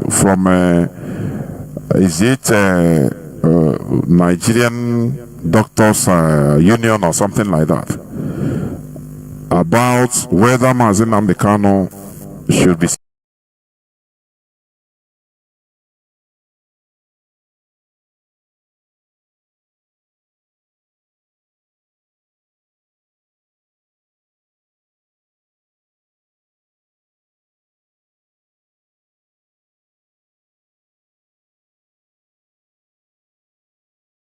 not been seen, the ground that he's sick.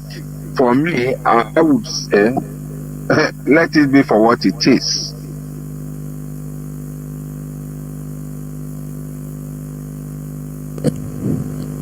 Thank you very much, Mazi.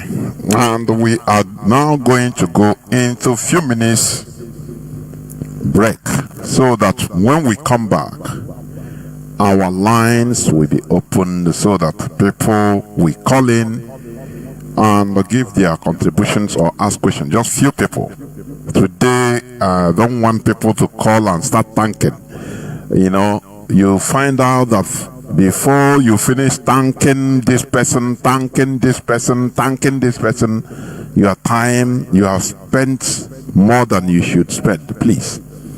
Here we are all learning from each other.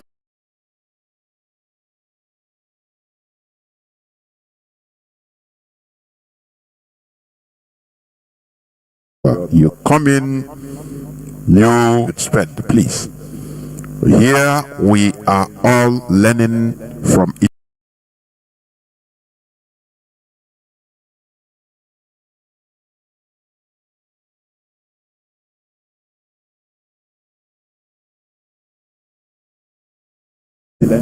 each other. You come in, new. We are despised by terrorists because we choose tolerance over tyranny. Their ambition is to divide us and to poison our humanity with a toxic rhetoric of hate. Our difference is the distance between shadow and light, between despair and hope, between the ruin of anarchy and the promise of order. We do not only fight wars, we pit and shelter the innocent victims of war.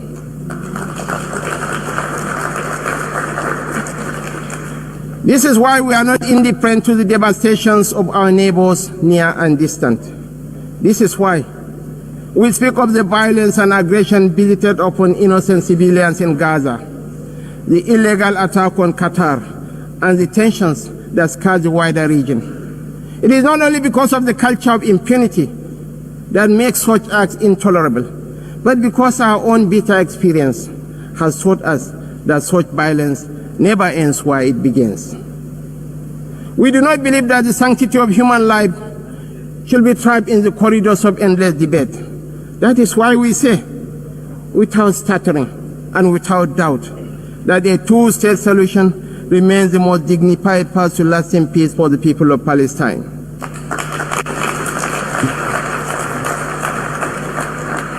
For too long, this community has borne the weight of moral conflict.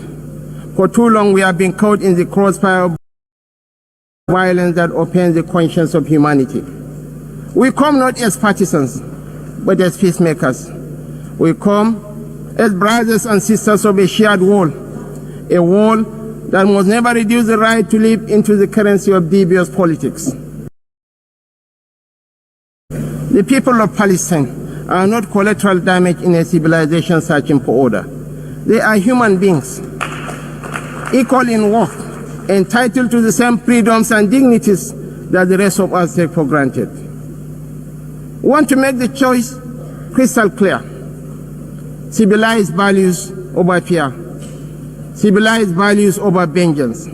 Civilized values over bloodshed. We show the opportunities that peace brings, just as the extremists hope to drive apart rival communities and different religions.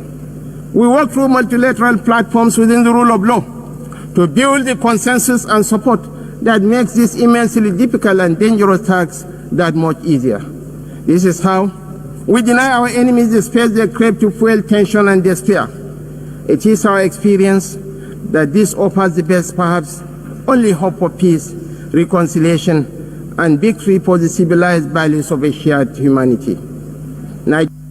Military tactics may The Secretary of State Marco Rubio, you called on the State Department to redesignate Nigeria as a country of particular concern due to the persecution of Christians in Nigeria. What's going on there?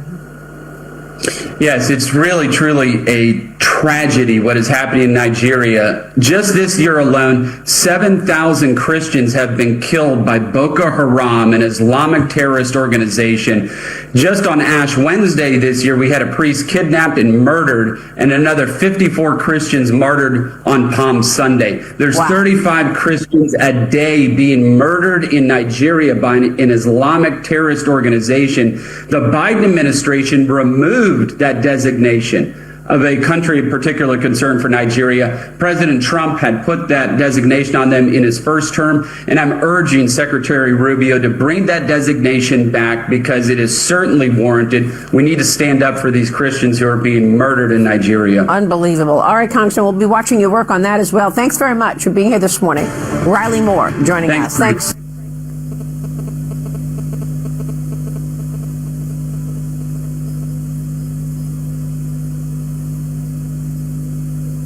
The Igbo practiced colonial experiment. Before Nigeria is not a country, it's a colonial experiment. Before 1914, there was no Nigeria. What existed were nations powerful, complex, and independent. The Yoruba had their kings and sacred cities. The House of Fulani ruled empires that stretched across the desert. The Igbo practiced one of the oldest forms of democracy.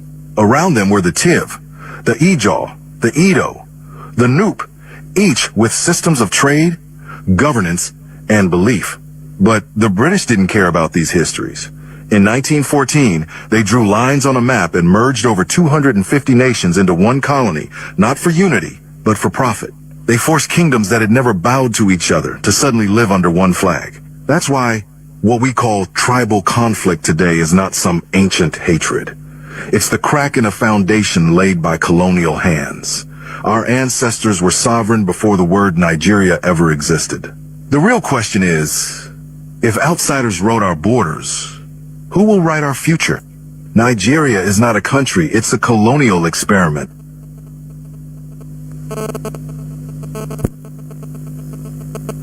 Welcome back. This is Radio Biafra House of Service coming to you through Radio Biafra London. My name remains Mazi Jonathan Chinedu from Olu province of Biafra land. And we are here live and direct. Today is the 8th day of October 2025, being Wednesday. Therefore, our lines are now opened, and we are going to take just few calls, please. We need, once you make your call, please limit your preamble. Introduce yourself, if you may, to the listeners and go straight to the point. Let us avoid this I thank you, I thank Mazi Jonathan, I thank IPOB, I thank DOS, please. We know that you are grateful. That is why even you spend your time calling. So why don't you go straight to your point? Introduce yourself, make your point. If it is asking questions, you ask. If it is to contribute, you make your contributions. And another person will call also. Please, our WhatsApp and Signal line remains the same. It is +61 405 142 547. I repeat, +61 405 142 547. I repeat once more, +61 405 142 547. I have a first caller on WhatsApp. Please make it worthwhile by introducing yourself and go straight to the point. Call on WhatsApp. Can you hear me? Please go on.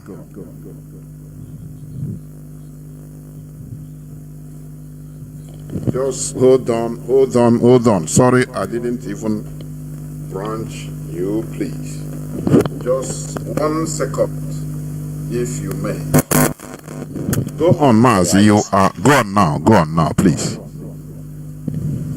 Okay, can I continue, Mazi? Go on. Yes, continue. Go on. Okay. Go on, Mazi. Go on. I'm remain Mazi Hillary HK. Mazi, in your submission and in what the other person is saying, I appreciate. Mazi, see, Russia is fighting a very right cause, because this is what Africans need to understand. It's like in your last blockers on Monday, we mentioned something like this. This Russia don't want any European spy in their territory, and this is agreement signed Bush. Are you getting me? And this, yes, are you listening to me? Go on, Mazi. Go on. This agreement was signed in Bush Island. In Bush Island, in a house Bush built. Then that is why Putin say why is Western Union want to respect their treaty, and now they want him to cease fire. He wants them to have a clear vote. Putin wants to cease fire. Putin don't want to go to Western world are the people pushing this war, and that's why I want to end this war within 24 hours. But now Trump understands that this war is not a Ukraine war. This war is a war between Russia. They want to know the Russian might and strength. Then Mazi come to Nigerian idiotic country that the United self-determination, and they obey common. Are you getting me? And see, come again in this current Mazi, America know the reason why they hold US dollar very strong. And let me tell you, they are pushing to cancel using of Bitcoin.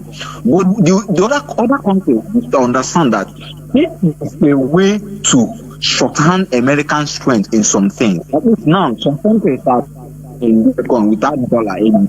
So, Mazi, this is where I want to drop my own opinion. Or this your teaching is all about we Biafran to know our interest first. Like this, some of the hoodlums. Okay, now, if not IPOB with help of God and intelligence, pushing out from this struggle. By now, those terrorists now, we are now like being inside the terrorist organization. But because of we cut out from so Mazi, in this your submission, what we have to learn, not the Western power or anything, what we have to learn is anything you are doing, Biafran interest. Mazi, there were Mazi. Thank you very much. Mazi CJ, please go on. The platform is yours. Mazi CJ, can you hear me? Good evening. There were Mazi. There were. And I want to go straight to the question. Yeah. What my question tonight hinges on one particular topic, but it's kind of multi-question. Two, I would say. Under one topic, it is about this, now that America and the world are turning their face towards Nigeria and the violence against Christians that has been happening. I believe they have put a particular period time this has happened, which makes it historical. Now, the massacre and genocide against Biafrans, who are predominantly, do Biafrans not have a valid case to ensure that what happened to them is included in whatever that is being talked about with regards to this Christian genocide in the space called Nigeria? Why I make this, I'm asking this question or bringing this point is that some people might argue that the Biafran genocide during wartime, but whichever way you look at it, war was propagated by a state, which is Nigeria, and the current genocide they are talking about It's also being sponsored by the state. At least that has been proven in so many quarters. A reference point would be Colonel Olu.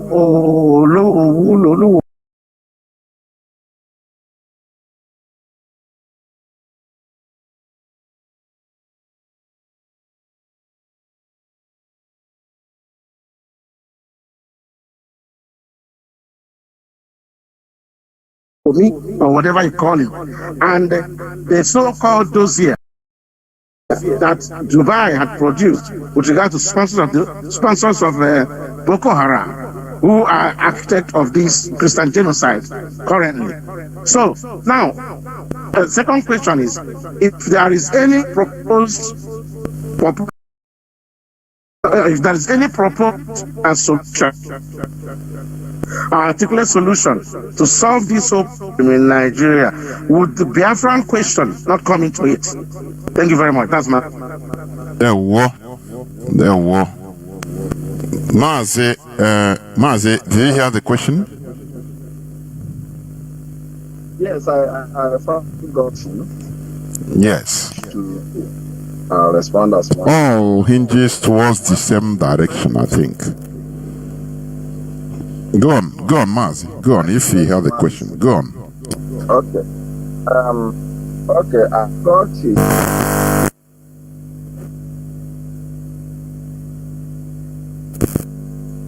Try to paraphrase the Biafran question on the issue of genocide, the Christian genocide. Good. Then talking about how would this thing be solved without talking about or Biafra coming within the circuit. Let me go first on that first question. Now, I always wish our people can take a lot of time to be following developing issues. It will help a lot to understand certain things the leadership is.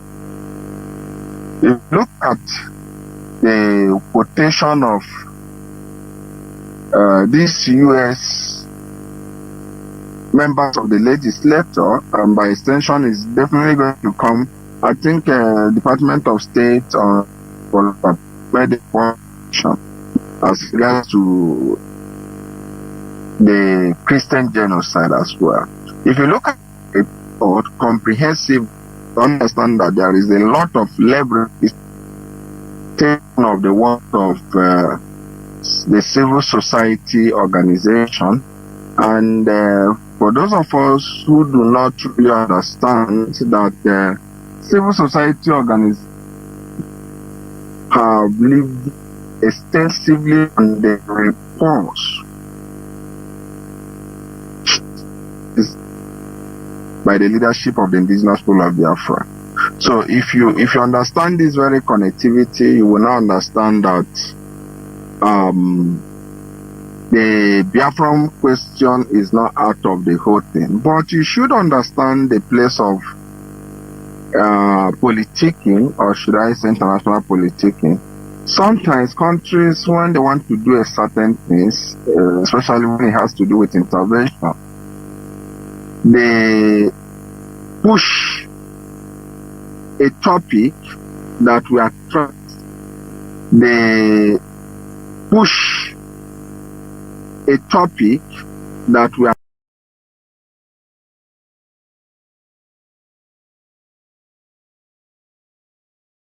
attract without how will I put it? I can categorically tell you as well that the leadership have also sending series of violations, so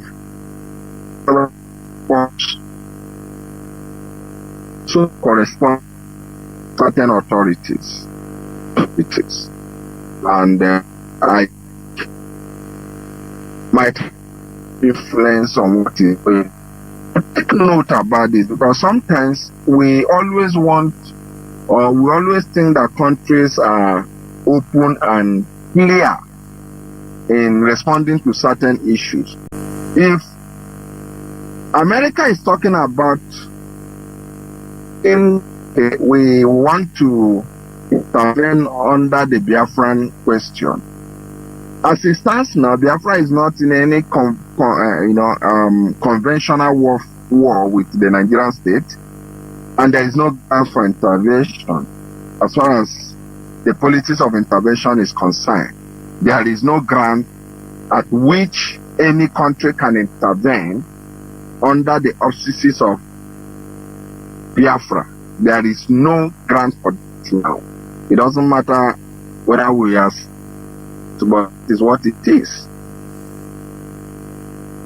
They can intervene the Christian genocide because and when you talk about Christian genocide, it's not regionally based.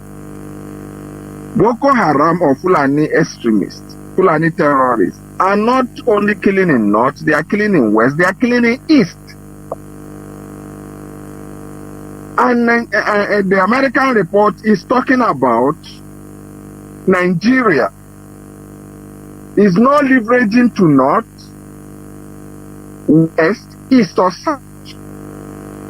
So it's important we understand that, so that we don't exclude, make a certain exclusion. It is not healthy. Then on secondly, talking about, does it mean all these things can be done without the Biafran issue? Well, to the best of my knowledge, and to, based on how much I have studied global interventional operation, there is no intervention that started from one unit that fell to spill over to other units. That's why countries do everything possible, humanly possible, to stop intervention. Because one thing with intervention is that, for instance, I'm just giving an instance. If American contingents are dropping in Zamfara, for it, you can only know the date, the time they dropped in Zamfara, but you cannot, it's not at your power to decide where that contingent operation will be expanded to. It has happened in several countries. That's why countries do everything to even stop intervention, especially military intervention, because you can only understand where it will start. You won't understand where it will end. So let us understand it, very, very important. And countries do not tell you their end point of operation. It has never happened. Rather, they use even a smaller unit to make you to believe that, man, what we just want is just a small place to come and is secure. You end up seeing them all over the places. So that is all I will say on that. Mazi, and also to add something, sometimes as far as politicking or international politics is concerned, or diplomacy is concerned, some things are not called, sometimes names are not mentioned verbatim for you to understand things. No. Things, yes, things can start, they might want to go to intervene because of X, but they call it, no, we want to start, this is BY, for example. And also, it is our duty, this is a struggle, to also push and make our point. Continue push. Yes, they know. Sometimes you don't expect the international community to do things automatically. They expect you to fight for it. Armenian genocide by the Ottoman. The Armenians fought for this to be recognized as a genocide for more than 100 years. Mazi, a century. Mazi, if our people understand how fight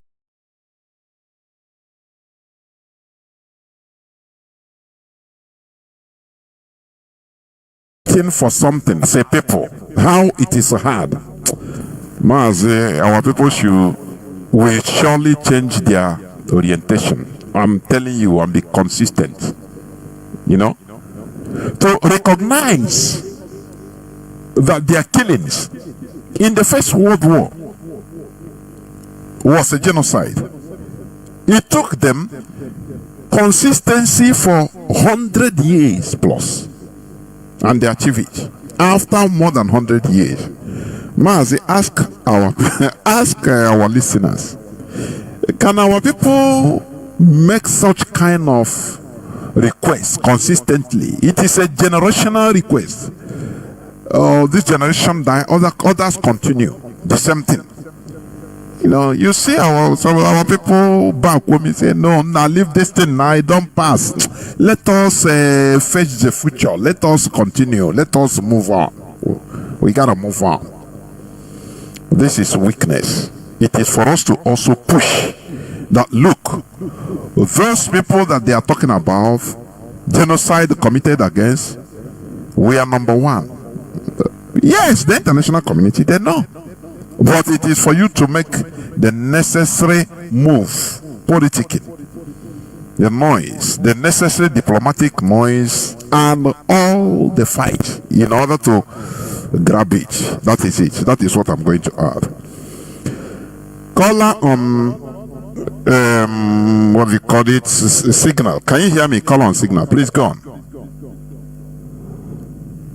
No, of freedom, Biafrans. What we are telling Nigeria government, let them ever see you. That my IPOB will take idly by and watch them. Do with our leader whatever they feel like. When we make the money here, and you want to tamper with that person's life, which is that person's health. I'm sure that they have a red line in every human consciousness. So we say it's enough. This charade about trial. We understand their gimmicks, but we cannot watch Adliba and watch them do that which is in their mind. Mazi Jonathan Chinedu, they have not convicted him. He's a freedom fighter. He's a conscious. There is no law in that steps to any etap, whatever. As a matter of fact, he has been discharged by Court of Appeal 13th October 2022. It's a reality. So, Mazi, I will leave it at that. And coming to the discussion today, viewpoint, I studied the flyer and I was so excited because it gives us opportunity to learn, draw from the wisdom of this information and knowledge. This is what Biafrans are made of. We have, this is who we are. And this is the threat to one that they are conniving. Now, my question is, now, prior to the coming of IPOB, if you have to, because the major competitors, even though I don't know what we are competing, is in diaspora are the Igbos in diaspora and the Yorubas in diaspora. Now, prior to the coming of IPOB, if you are asked to evaluate the Igbos in diaspora, Biafrans by extension, and the Oduduwas, the Yorubas in diaspora, the diplomatic engagement between these two nations in diaspora, considering the fact that I was a history at Igbos, America, he's the founders of places and they are like recognized. What will be your evaluation? I don't know if I'm putting the question in the right perspective. I hope you understand where I'm coming from, Mazi. If you ask to evaluate the diplomatic engagement between these two nations in diaspora prior to coming of IPOB, what would be the percentage? Like, how would you view it from your own viewpoint? That's the question I want to put across. I will stand.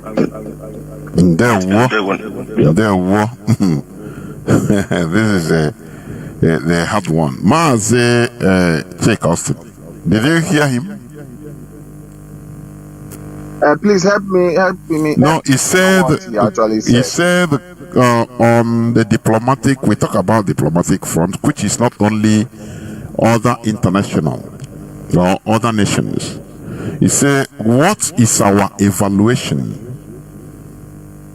concerning the diplomatic relationship between the Biafran nation and Oduduwa in the diaspora?" What do you think? do you hear them? I actually heard him. I actually heard him talking about before the coming of IPOB. Am I correct? Yes. Mazi Ebona. Hope you are there. Mazi Ebona. No, it's off. Okay, go on. Just as you understood it. Go on. Okay. If actually we talk about diplomatic engagement prior to the coming of IPOB, that means we should be talking a kind of post 2012 society. Sorry, pre 2012. Am I correct? Society of these two people, the Igbo and the Yorubas. We must understand that for me, we as a people have never had a bad diplomatic engagement. If we are going to talk about a pre 2012 era, because from 2012 to 1970, if I'm not mistaken, is less than 30 years. Am I correct, Mazi? 1970 to 2012 is 4 years. 42 years. Just wait. Let me come back. Mazi Ebona, please. Can you clarify and repeat your question? Are you talking about before IPOB or now? Exactly. Mazi Chikosin got the question correctly, Mazi. I am talking about before the talking of IPOB through Radio Biafra, Mazi Nnamdi Kanu created. Prior August 2012, going back to 2007. Before 2012. Before 2012. Thank you. Okay. Thank you. The Igbos, like the Igbos that we know, what are their engagements compared to the Europe? Even though some of the European we know, but engagement and engagement, part of warfare, everything that used to fight with Soviet. So what is the evaluation? That is the question I put across. Mazi, please go on now. So if you look at these two societies, the and the Igbos, if you make a comparative analysis here, you understand that between 1970 to late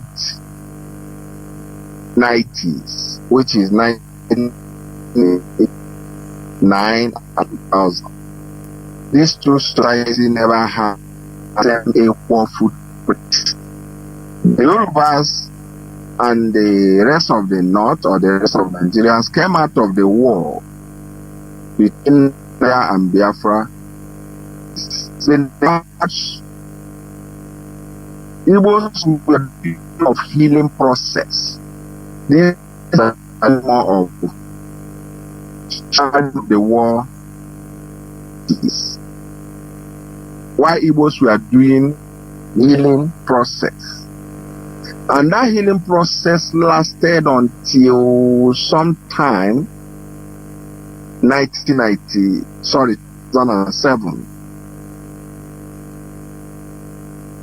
So Mazi, let me also add that phrase, healing process. I will also try to add it self-healing process, because when you talk about healing process, as if we are receiving healing from any external body. No, self-healing process. Mazi, please go on.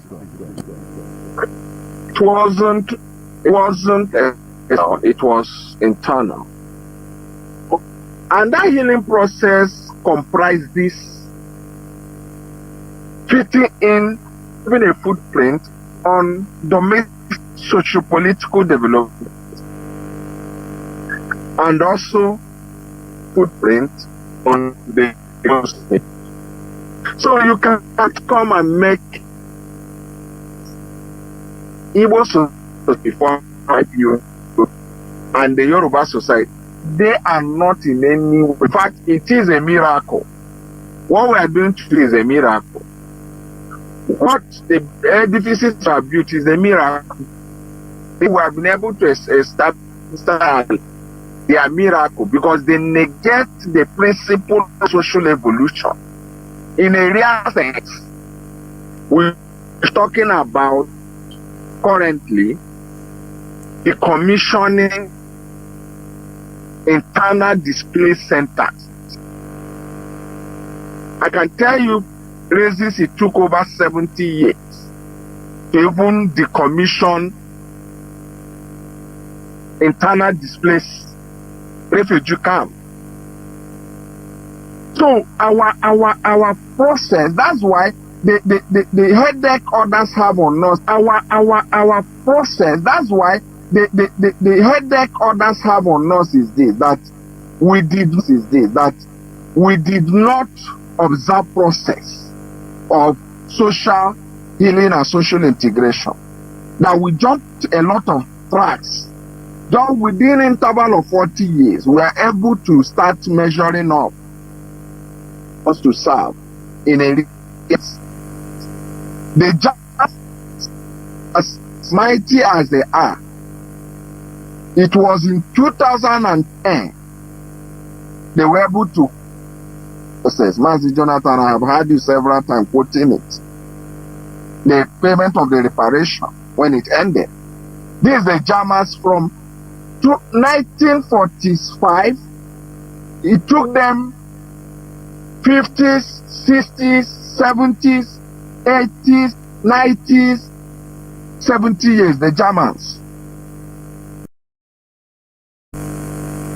As this process finish up within 30 years, 40 years. So you need to discuss a pre-2000 Igbo and the Yoruba society, trying to make that comparison.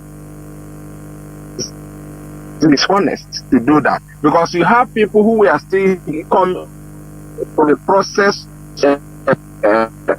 genocide against people who never experienced schooling, doing everything. So I don't think it's a healthy comparison. Thank you, Mazi. Of course, it is not. Honestly, it is not a healthy comparison, because we know how devastated genocide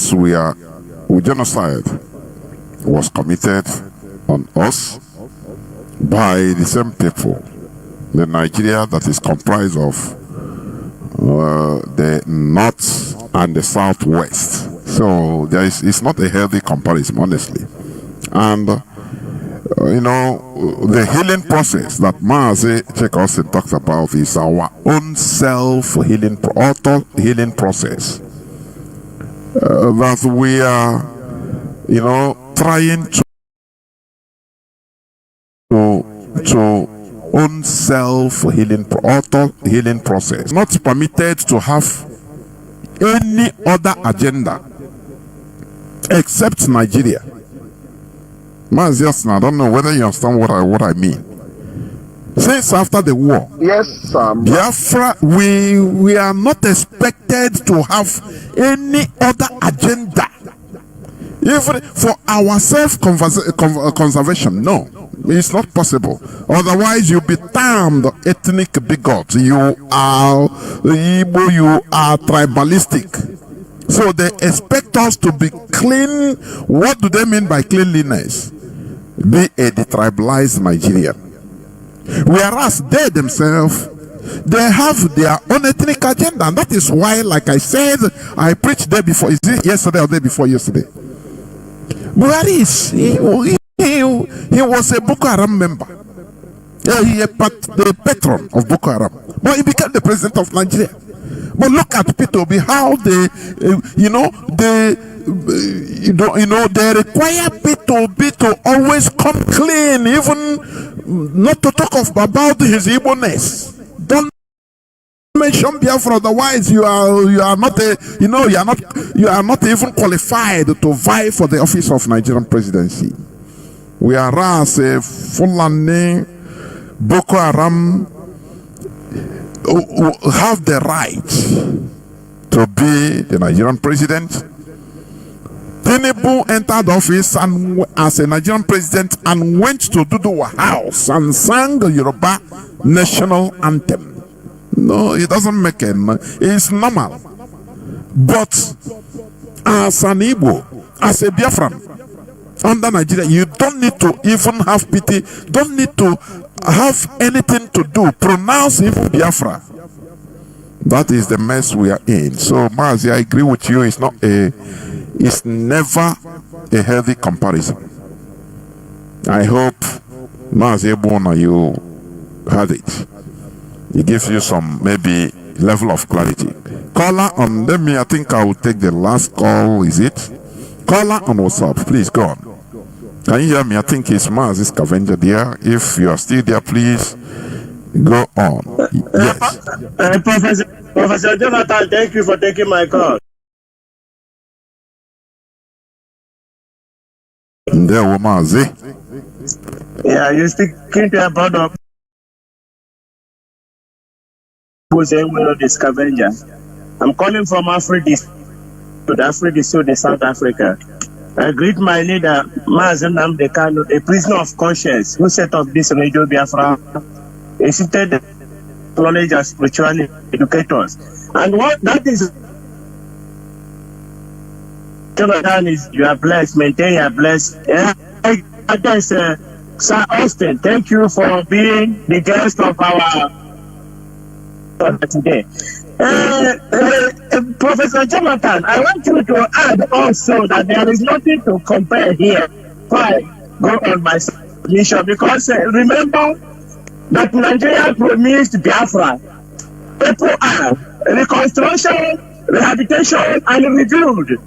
They haven't done it till today. Since 1967 to date, no rehabilitation, no reconstruction, no rebuild. Even they are not today that even on budget, not budget. So that is what is today. Professor Jonathan, our guest also about Niger Delta. You know, here I am, South Africa. I have 3 friends from Niger Delta militant. 2 of them are shoemakers. They are making shoemaker here. But that one is a fake pastor. That shows you, since I was born, these 2 things now show us that Nigeria cannot solve any problem. Nigeria have never solved a problem since they began. They are not meant to solve problem, and they are not going to solve problem. Another thing I wanted our brother Austin to expatiate to Nigeria is to explain to them that IPOB have our own mind. Because what the Nigerian government is doing, they try to isolate our leader Mazi Jonathan Chinedu from IPOB. Because if you see when they are talking, our leader Mazi Jonathan Chinedu have told them that IPOB DOS run the day-to-day affair of IPOB, the agitation. They agreed. When the rendition of our leader kidnapped him, rendition him from Kenya to, it's on ground that he's a leader of indigenous people of Biafra, not because of his family, not because of our only apparel vehicle. No, he's indigenous people of Biafra. But when they want to negotiate,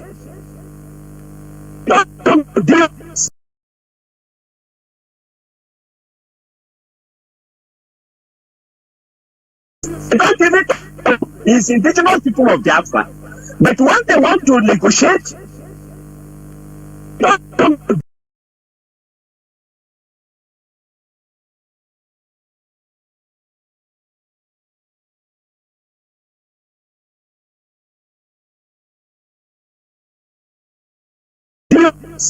even bandit business. The second one, they say terrorists. Right? It's not on this business of terrorists. The third one, they say separatists. We are not separatists. We are asking for freedom. We are not born twins. You separate something that is tied together from origin. That is what it is. So we are not separatists. Asking for referendum. Why are they jumping the bandwagon? And why can you educate people called Nigeria so that they understand? We're asking for referendum. From referendum, then we really know our mind. We know where we stand. Whether we are the same Nigeria or we are not. Because we are not there. We don't know. I've never seen, my father never told me that he went to any meeting. And that he has contributed when Nigeria is being inspected, when they were incorporated.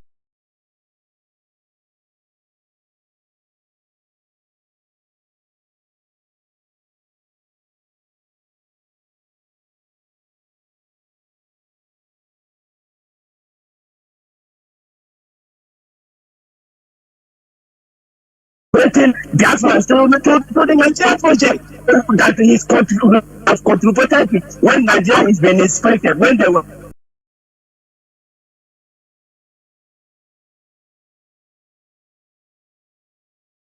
incorporating Biafrans to the Nigeria project.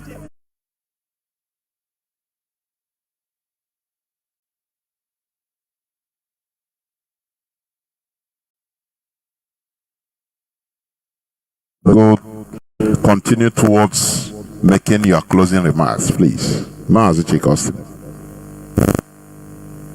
Okay. Mazi, well, the truth remains, each and every one of us have to mentally evolve to the level to understand that this is a journey that is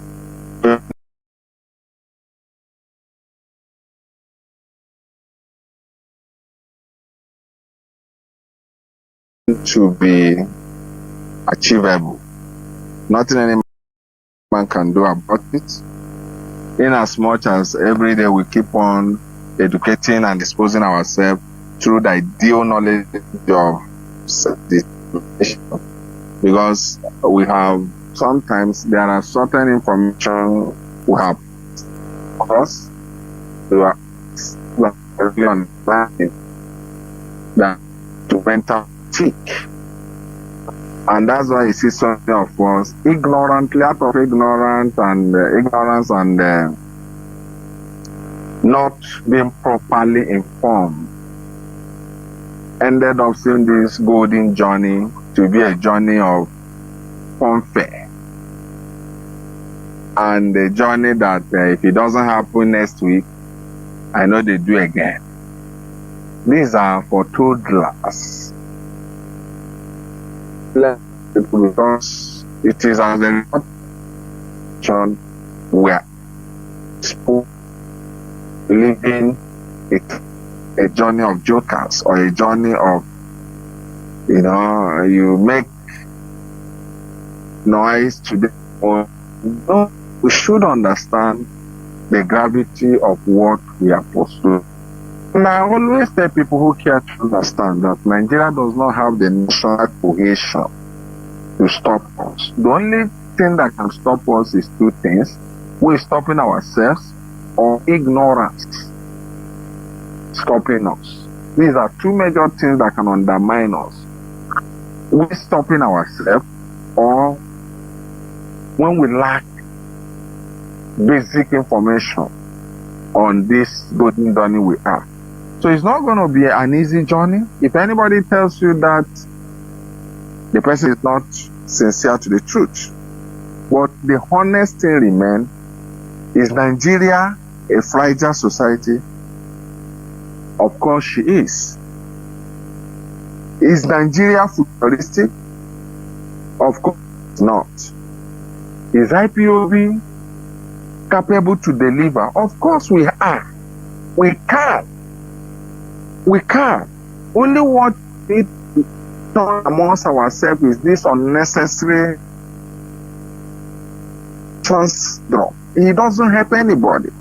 It doesn't help who you are, what you have. This is not important. Let us get better.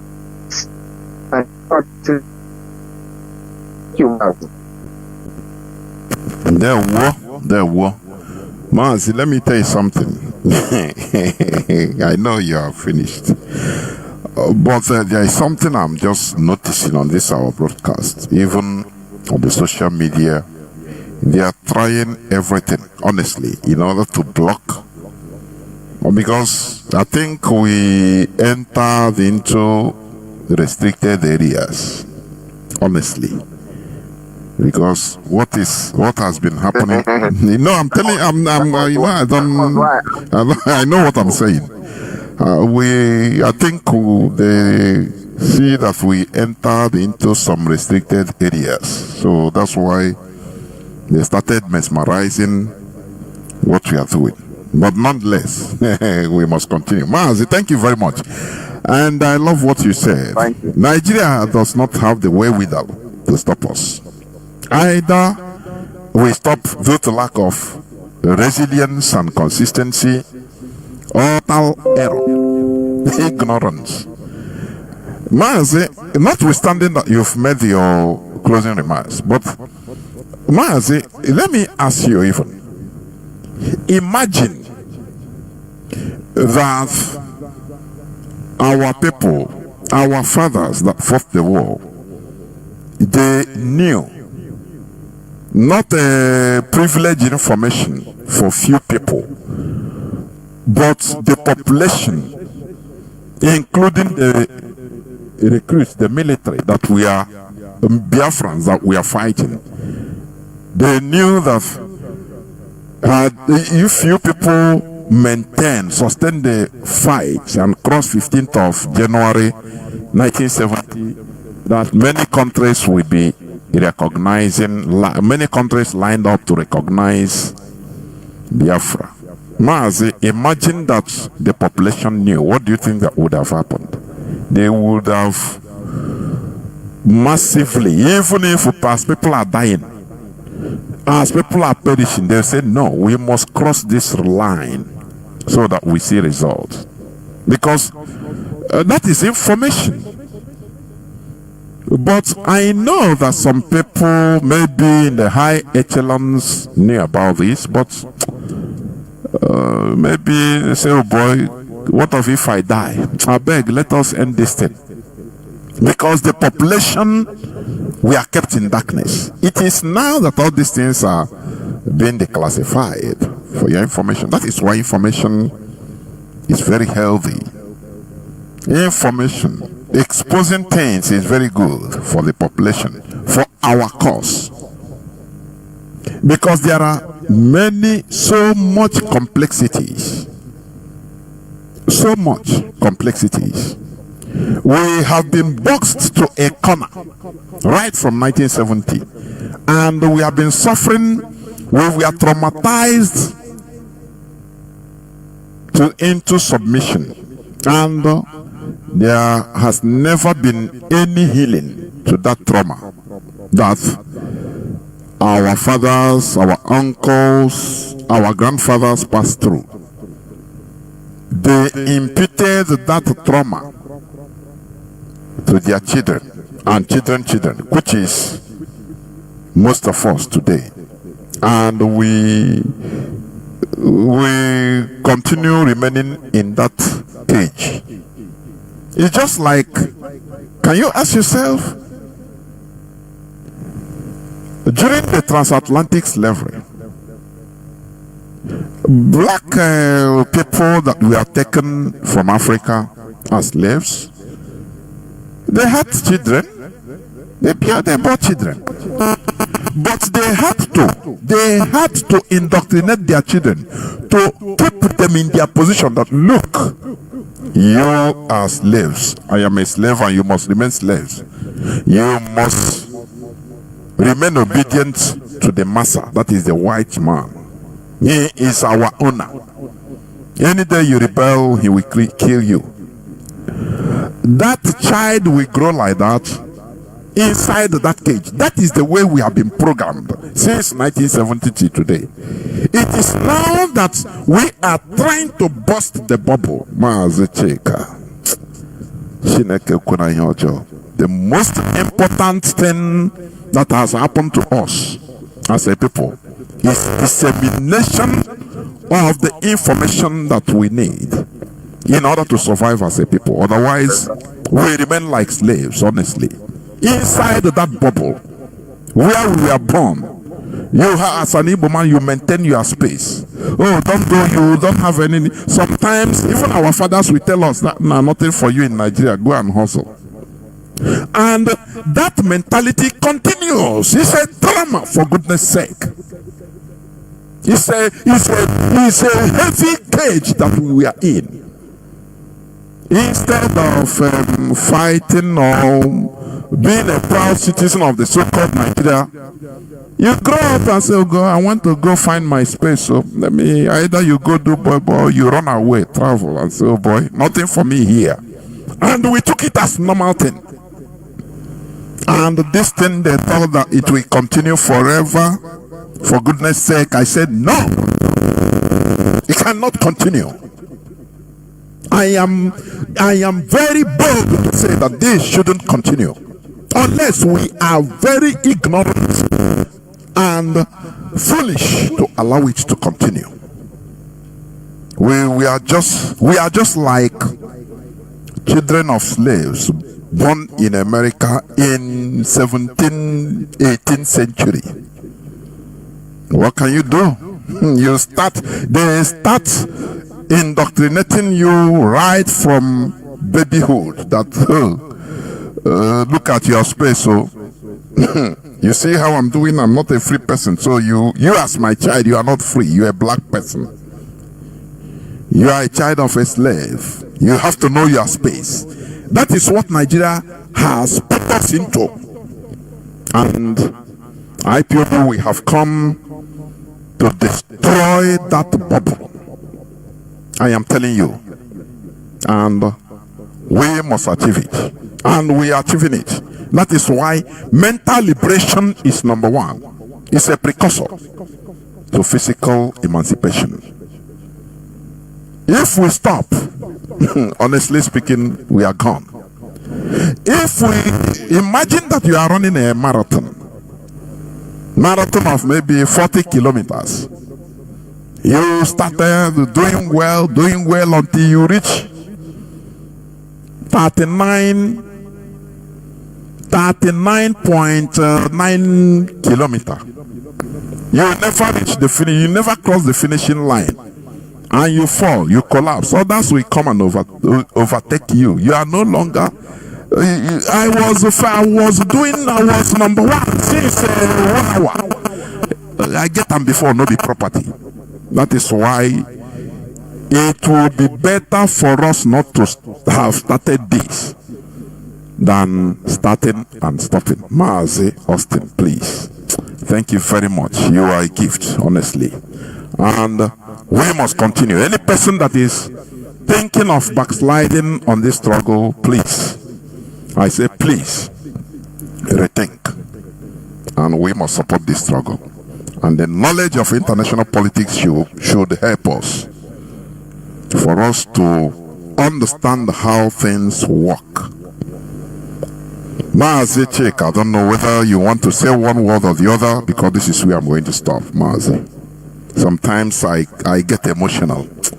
Mazi, please, if you want to say one thing or the other, please, you go on before I close.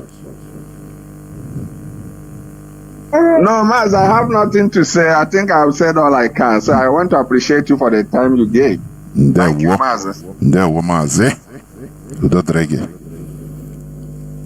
We must continue. My fellow Biafrans, my comrades, we must continue. You people should understand that what we engage ourselves is not a child's play. It is not a buying and selling, please. It is something that is very huge. That is why we must make Biafra to become, we have made Biafra to be our religion. Biafra remains our ideology. Biafra is our religion. Biafra is everything, because without it, we are nowhere. Thank you for listening. From me, Mazi Jonathan Chinedu, from here, including Mazi Austin, it is simply good evening.